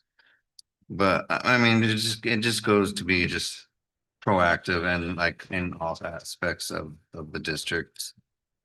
And just the last thing, you had mentioned the reserve like might be more than 3% in the future. Like I think that we talked a different time. That would be something we would have to adopt here. Oh, okay. So there are different reserve amounts. 3% is the required, Yeah. but 5% is probably what I would recommend. Okay. But we'll discuss that later. And yeah, that's it for now. Thank you so much. And for the presentation. Sandra? Yes, thank you, Brenda, for the excellent presentation and very easy to digest information. I really appreciate that you're trying to improve the procurement process, that you're focused on position control, that you've done training of staff about the budget process, which can be pretty intimidating to people that aren't familiar with it. So I commend you on all of that. I mean, at the end of the day, you're here as a support service and you want your end user, your customer to find the process easy. I agree with Rick, the community has a choice and we want to be a school of choice. And so there are things we can do with our facilities. So I think it's great to have a capital outlay, start putting that money aside because we know we have reoccurring needs. And do we need a grant writer? We will support your advocacy for a grant writer. So thank you. So Yeah. We actually just recently discussed this, and Brenda has a specific perspective, which please share. I'm not sure we would need a grant writer. I find that sometimes with a grant writer, they're not in the weeds in terms of how that money is going to be utilized. And so I do find that it's best to have a collaboration between finance and the coordinator or director who's going to be utilizing that funds to put together a grant in order to ensure that we are really writing in what we are going to do. Or else sometimes there's a disconnect between the application and what the actual program is going to be. So I do think that it could be something we can do internally. Okay, and so you feel like you have enough staff to do that grant writing? I think we could figure it out. Okay. And I guess my other question would be, I saw centralized contracts. So how on your team will that be handled, overseen? Of course, we are going to start looking into different contract systems. There's a variety out there, but we need to have a contract system. It can't be something that we just decide to design. I think there are lots of good contract systems out there that we can utilize so that all departments and all sites are flowing the contracts through one centralized system, and that will allow approval path as well. Okay, so integrated workflow. Exactly. Okay. In order So- to have one place to review, sign, and approve all contracts. And do you see payment processing and purchase orders also being in the system, or do you see that as being apart? I'm not sure yet. It depends on what services are provided with the contract system. I've used a couple different ones. I have found Escape is not super friendly sometimes when it comes to outside portals. So we will see. Okay, well, thank you. Thanks for your efforts, both of you. Angel? Yeah, thank you for the presentation. Like there's for the amount of work you did, it's such a short amount of time, you answered a lot of questions in your presentation, so I appreciate that. The reality is a lot of my questions will probably be later when the actuals come out, because that'll give us a whole view of the time before you of last year's projections to that, to the actuals. So, We agree. so like I said, looking forward to getting those. I think my only question is if we're planning on if migrant adult ed English learners Title III gets cut. Do we have a plan for that? Because getting cut doesn't mean that the needs Correct. are gone. Do we have a plan for that?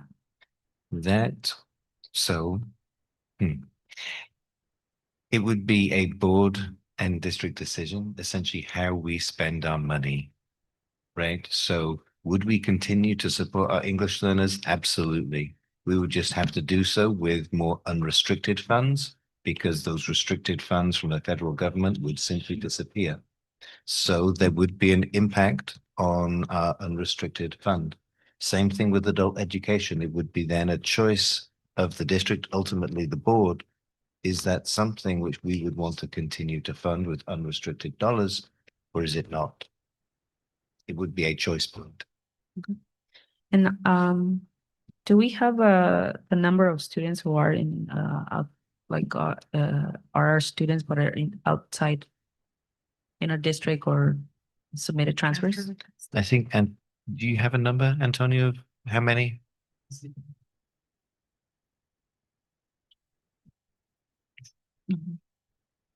Okay. Because I want to see the amount of impact of ADA compared to the number of students. Okay. Yeah. Okay, those are my only questions. Thank you for the presentation, and we look forward to actually hearing actions. Thank you. All right, moving to our first read for 2025 Local Control Accountability Plan.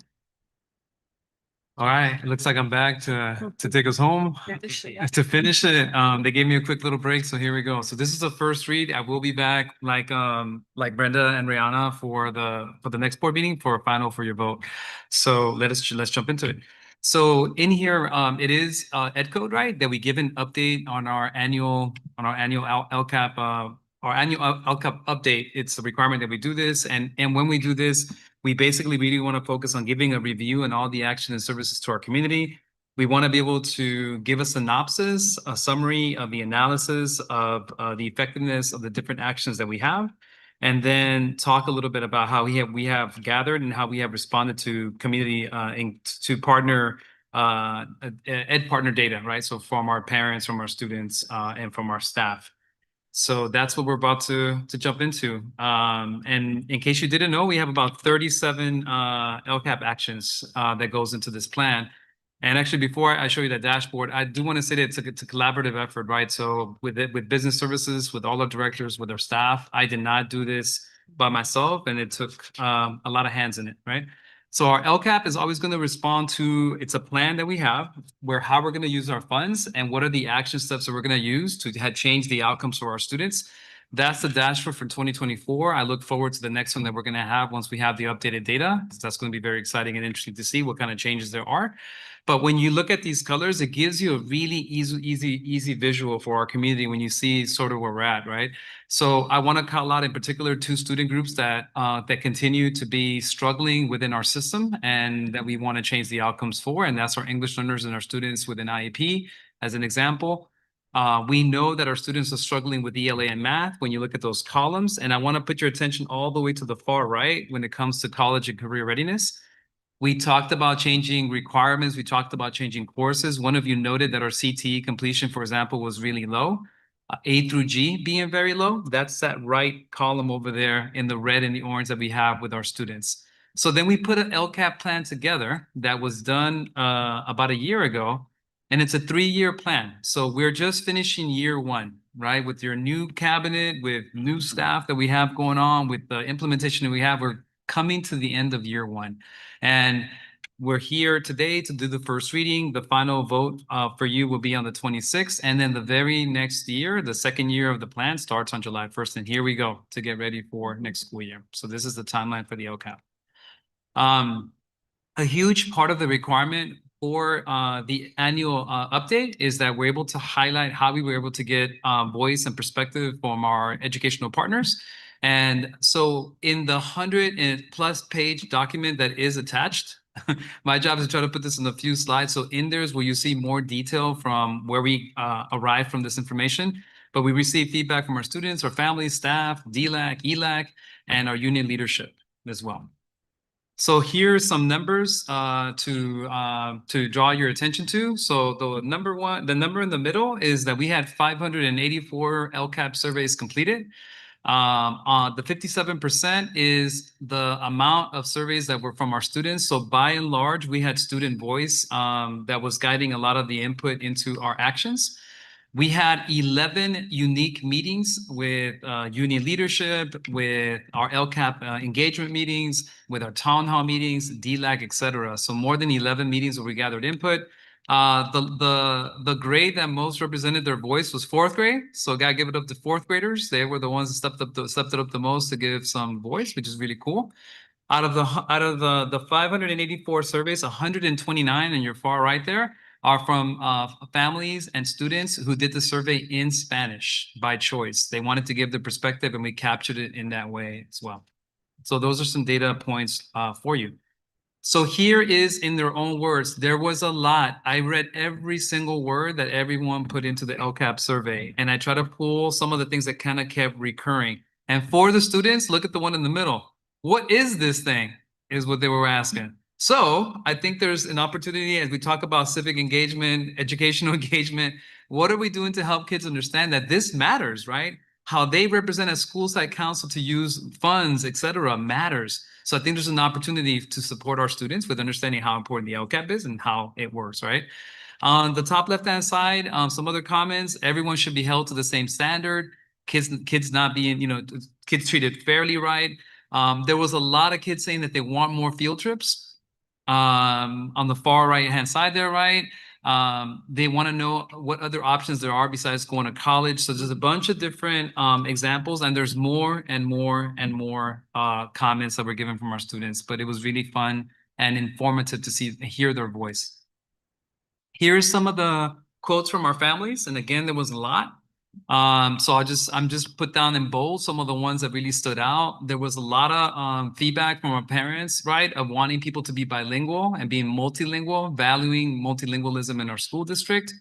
They wanted for us to be intentional about when we have meetings, so they're not like at the same time, so that there's more communication ahead of time.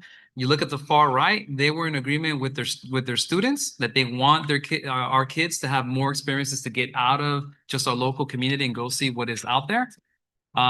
They wanted for our kids to have more hands-on experience with college and career readiness, and we're very excited for our college and career readiness coordinator to have more work-based experience for our kids to make it more hands-on. Here are some quotes from the staff. Top right, facilities, exclamation points, right? So that was a big one that came up several times. On the bottom left, I'm just kind of bouncing around a little bit. Many of them, including students and current parents, gave a lot of props and a lot of kudos to the NEST and after-school programming. They really enjoy that we have that capacity. We have over 900 students in summer school right now, y'all. Over 900 of our kids involved in something. So there was a lot of praise given to NEST by by all ed partners. Again, continuous work with improving more trust over there at the top. And there you can see some of those experiences. Okay, so this is the great thing about the LCAP, that you bring voice into the plan. There are our 4 large goals. Those focus goals in the middle, dear board, they're required because going back to the indicators that were on the color codes, right? If our kids are struggling with academic achievement, math, and English, you have to have something specific to that. College and career readiness, which is the one on the far right, was in red and orange all over. You have to have a goal connected to that as well. And then certain student populations also were struggling on a different level. For example, our foster youth with suspension, that's why that's a focus goal there. The equity multiplier goal 8 has to do with chronic absenteeism at our ed option sites at Central Bay and at IS. So we needed to put specific actions for that. And then you have the 4 other overall goals. So in the big document, it's 100+ pages that's attached to the board agenda, gives you a lot of detail. And Eric, you will be proud that I put in parentheses all kinds of explanations instead of just putting the 4 letters for different things. So when you read in there, you will be able to see explanations. And I was thinking about you and others as well. Again, this is a big overview because it's over 100 pages. But what we did as a school community, we took the feedback that we had. We looked at the action that you see here. This is for goal 1. And we were able to see how much money was budgeted initially. So when you look at, for example, continuous engagement, right? You see, it's kind of hard for me to see the numbers from here, for like $500 and something thousand, right? So it's because it's small print, not because of you, Trustee Angelo. And then you see at the end of the year, the total expenditures that we had, right? So we have that information in detail in the plan when you look at it. So if you want to go through it with a fine comb tooth, you can in the plan. This is just an overview. On the far right was our assessment of how do we feel those actions went this year. The blue meant that they're going in the right direction. We're not done yet. Clearly, we have a lot of work to do, but it feels like it's going in the right way based on the feedback and based on some of the data points that we have. When you see something in purple here, and in a couple of weeks when I come back, it means that it's slower behind. We have more work to do in that area. So some of the feedback that we got from our staff in particular is that they're really enjoying the continuous improvement. So for trustees who've gone to the tier 1 network meetings where people are together, they're collaborating, and where we say this is how we're going to improve, there's been good feedback on that, and we're ongoing. Here, one of the areas for concern is number 4 there, intervention and acceleration. Many of you brought it up when we were talking about, well, how we're going to support for mathematics as an example, right? Well, we need to have a robust intervention plan. We do believe that our decision to have MTSS TOSAs at the sites that are dedicated at looking at data with how our kids are doing with math, with their EL performance, all of those different pieces that can work with site admin and with teachers to help with first-time instruction, that's going to be a way forward. The MTSS assistants are classified staff, and the EL support assistants are also going to be critical to thinking about intervention in a different way. So I'm just kind of highlighting some of those pieces and how we're responding to it. Here you see the other actions from goal 1, and I'm just showing them to you because I'm not going to read over every single thing for you that's there. It's just a first read, and you have an indication of how we feel how those pieces are going. This data here, I love it. It's in colors. It's easy access, and it gives us really great like baseline information for how our staff are feeling. On the left-hand side, those are staff, and on the right-hand side is our student responses on the top right, and on the bottom right is parent responses there on the different indicators. So when you see blue and red, they means that they strongly agree or that they agree. So that's good when you combine them. So when we look at things like professional learning, there's overall good positive feedback, and yet there's still areas for growth, as you can see, where we have close to, say, 20% of the staff that would disagree that professional learning for staff is building the capacity, right? So we look at that data to then see how we can adjust the work that we are doing. But it's some of our baseline. In goal 2, it's all about student engagement. Looking at things like suspension and attendance. And we were just talking about how attendance is money and ADA. So we got to put some work in this area as well. Here, what I'm going to choose to highlight is the positives is number 6 there, expanded learning again. That's our NEST program, and it's received a lot of positive feedback. When I say positive feedback, it doesn't mean we don't have areas of growth. It means that the perception also of our partners is that they're liking what they're seeing, and we can still make some adjustments. The areas of growth here, board, is number 2 and number 3, I would say, for goal 2, based on the feedback that we got and based on the data that we have. So we have some concern about how students are engaging on campus, and having positive behavior intervention in a more consistent way is going to lead to better outcomes. And we've all heard clearly that we need to do better with clean, welcoming environments and facilities. That continues to be an ongoing piece. As you know, we hired Angel not that long ago. Nathan came on board a few months ago. We're in the middle of transition of strengthening that facilities team, and we're going to move forward with seeking better outcomes as we move forward to next year. Here is some of additional feedback. Again, the way you read this is on your left-hand side is the feedback from our staff. In the middle is the feedback from the students, and on your far right is feedback from parents. And again, an easy color coding there, it gives us a good idea. So for example, when you look at the bottom left, look at the one that's got a lot of orange, right? Our staff are telling us clearly, again, that facilities is a pain point for them, as an example. Interestingly, though, you can also see different perspectives, right? So in the middle, you have the students, and they have a slightly different view of facilities, right? So it's just, that's why it's good to have the different perspectives on the same topic from different partners, right? Goal 3 is how we engage with our parents in our community. And here, I want to highlight the areas of focus that we have. So we heard clearly from our parents that they want more workshops that are on the topics that they want. They want to have continue to have Mixteco interpretation and language access for support.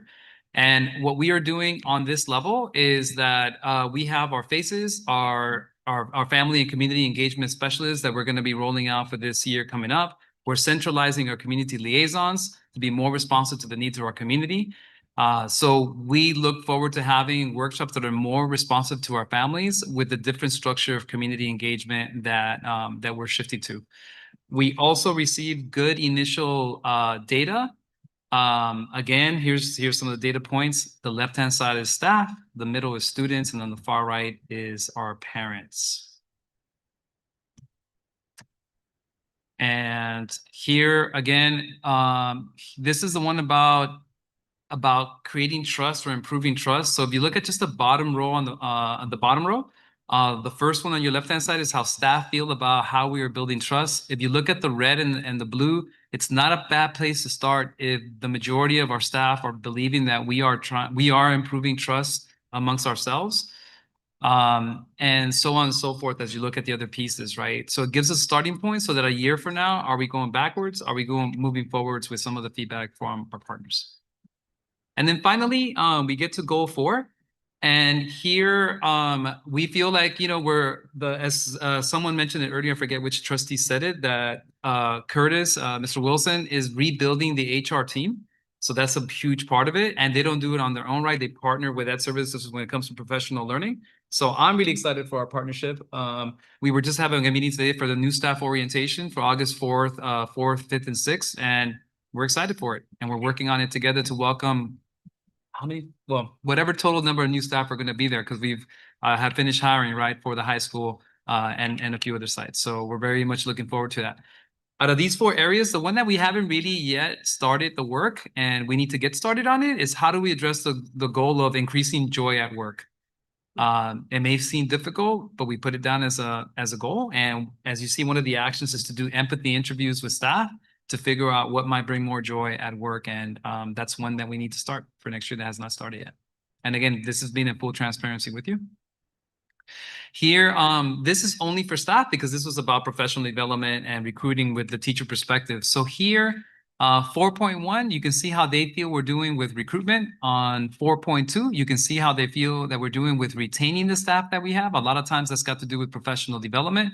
Top right, it has to do with, again, building the trust. And out of these 4, that one sticks out is that there's more disagree there about how we build, how we're improving trust. And so that, again, is an area of work. And we also have our baseline for the staff joy on the bottom right. This was your first read. The 100+ plan is with detail. So in there, what you're going to see is every single action, like 1.1, it's going to say how much money we spent, how much money we plan to spend for next year. And it's going to give you our assessment as to whether it was implemented well or not, whether it was effective or not, and whether there's a big discrepancy in what we said we were going to spend and what we did spend, and if we're making any changes. I literally would have to have 200 slides for you, and we went through every single one. But it's there in detail, and that's the next steps to finalize it, add any other metrics that we have at the end of the year, and then to bring it to you for board adoption at the next board meeting. And that concludes the first read of our annual LCAP update. Thank you, Antonio. That was a speed presentation, but I appreciate it. Any public comment? Translators. Public comment. Thank you, Dr. Garcia. And so, yeah, math, what can we do? And the LCAP. And first, I wanted to comment on what Angela was saying. I find it with respect to this, when they had a support course for students in 9th grade and how it did not work. I mean, the thought that extra help is not helping is really sad and shocking. But to me, what that's a measure of is that the students, because I mentioned like at the Naval Academy, for students that struggle, they have the course and they have a supporting course, and it works incredibly well there. You know, and in college, you have the lecture and you have discussion and it works. But why doesn't it work here? It is hard to say, but I think it's a sign of just how far behind the students are, that it's almost frustrating for them. And so that's what I want to talk about here. So, you know, attending the initial LCAP meetings, I was very excited that math fact fluency was placed on the summary sheet of the district's goals. However, when the final LCAP was released, math fact fluency was replaced with just the phrase math fluency. And this is something less specific. So since then, together with Gigi Chabukas, I presented data to the board showing that only 25% of 4th graders were fluent with their math facts, when the state standards state that this skill should be learned by the end of 3rd grade. Data showed that for 5th grade students who were not fluent, only 7% of them had reasonable success on the math CASP, while fluent students achieved reasonable success at a rate of 63%. And then the data further indicated that students who are fluent with their math facts and are at a standard nearly met or better on reading achieve success at a rate of 85%. So basically, if students have their multiplication facts memorized and can read well enough to understand the math problem, broader success in math seems to appear more accessible. Okay, so therefore, should we include in our LCAP math fact fluency? Okay, and should we, you know, be measuring it as part of what we're doing? Now, I have since come to appreciate that getting buy-in from everybody is very important, and it's difficult. And I especially appreciate conversations with Dr. Turkey on this very particular point. But it's important to understand that the math guidance coming from the Monterey County Office of Education and what teachers receive in their professional development do not emphasize math fact fluency. However, understand that this is more of a function of where we are getting our advice from, and it's not at all the conclusion of the math education field as a whole. something that I explained in the presentation I gave. So what I'm suggesting is that one, can we get? Thank you, David. Oh, I didn't know there was, Thank okay, yeah. Thank you. I appreciate it. Any other public comment? Over here. Oh.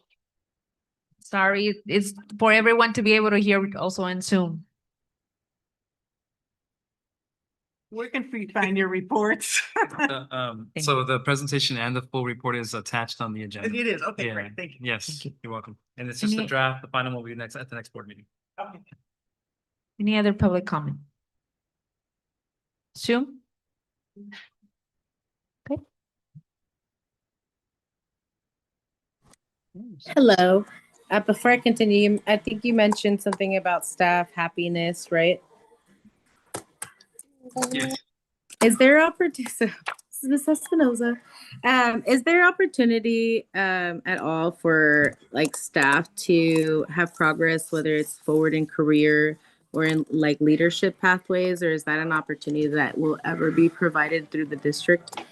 The reason why I ask that is as alumni and me coming back to our own district, you know, to help improve it. I also would like to have the opportunity to become a leader in a leadership position at our district. So that's why I'm asking the question if that would ever be a possibility. Thank you, Viviana. If one of the board members would like to address that question, they will. Thank you. Any other public comment? All right, closing public comment, opening for the board, and I'll start with Rick.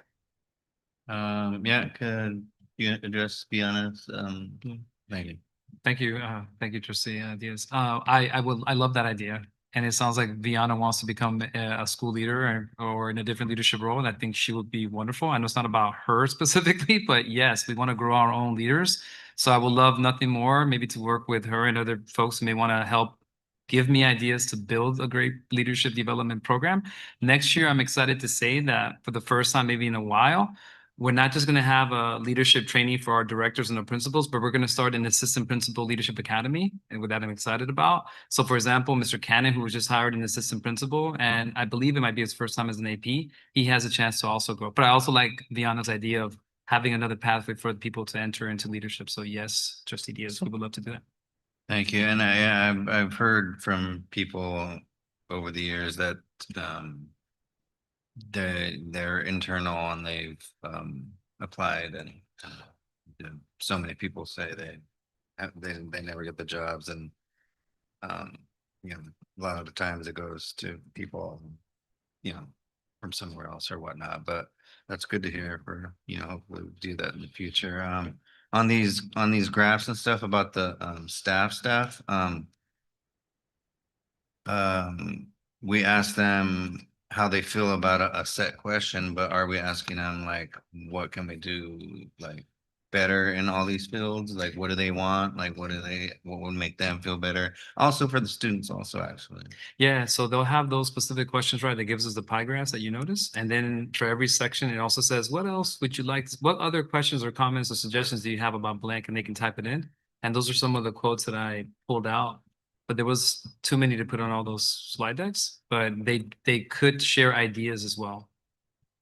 Yeah, I noticed the engagement is huge, and it lacks in some places like meetings and stuff like that. And I always bring up the Safe Routes to School meetings that they've been having, and they're just like psycho crazy packed every time. And you know, it's a mixture of them feeling and are included in decision making, and obviously there's like some, you know, companionship, and also like they always provide some good food and stuff. So and the actual communication and the communication, and that they advertise it a lot. And not only that, they not individually, but email all the participants regularly on that program, the Safe Routes to School. And they're, they met at Castroville School, they met at Elkhorn, they met at the Castroville Library. Just to find out what, is gonna bring them in and engage and help us out and help us all out. But I think I forgot, so I'll go from there. Thank you, Rick. Sandra? Just thank you for the presentation. I think we're moving in the right direction. Thank you, son. Angela? Great job. Thank you. Martha? No, thank you. I'm going to go in depth and go back and read it again because I didn't pull it up. So thank you for the quick overview.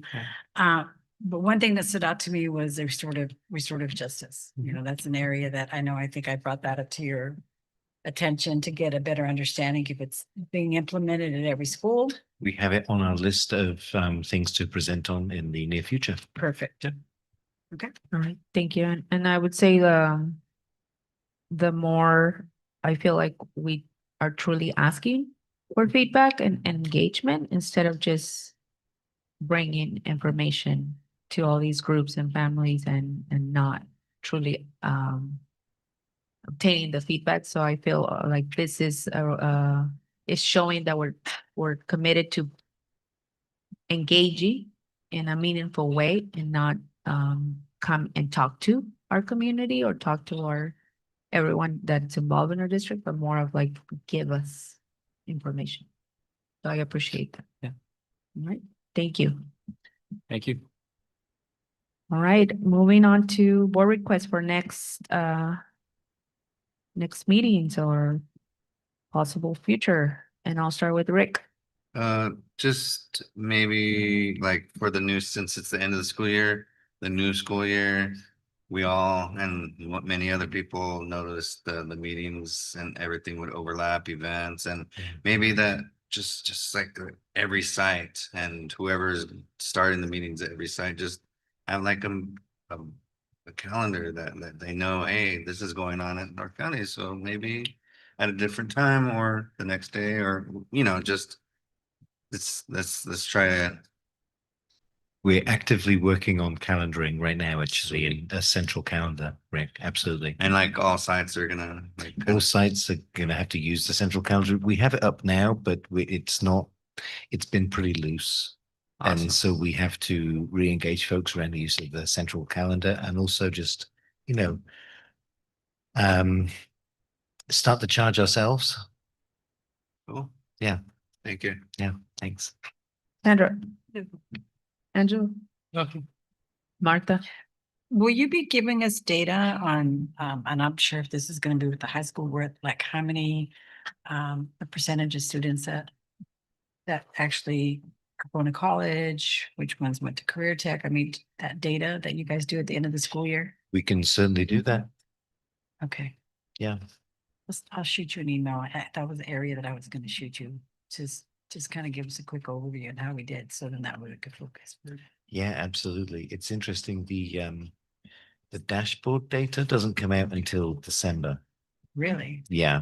I We mean, have it might. internal though, don't We have internal data, which we could share before then. It becomes public, I believe, in around about September, where we could pull together our own data. The caveats we'd have to give with that is that the state can change things and, minor things here and there, but we could give a pretty good data overview probably in September.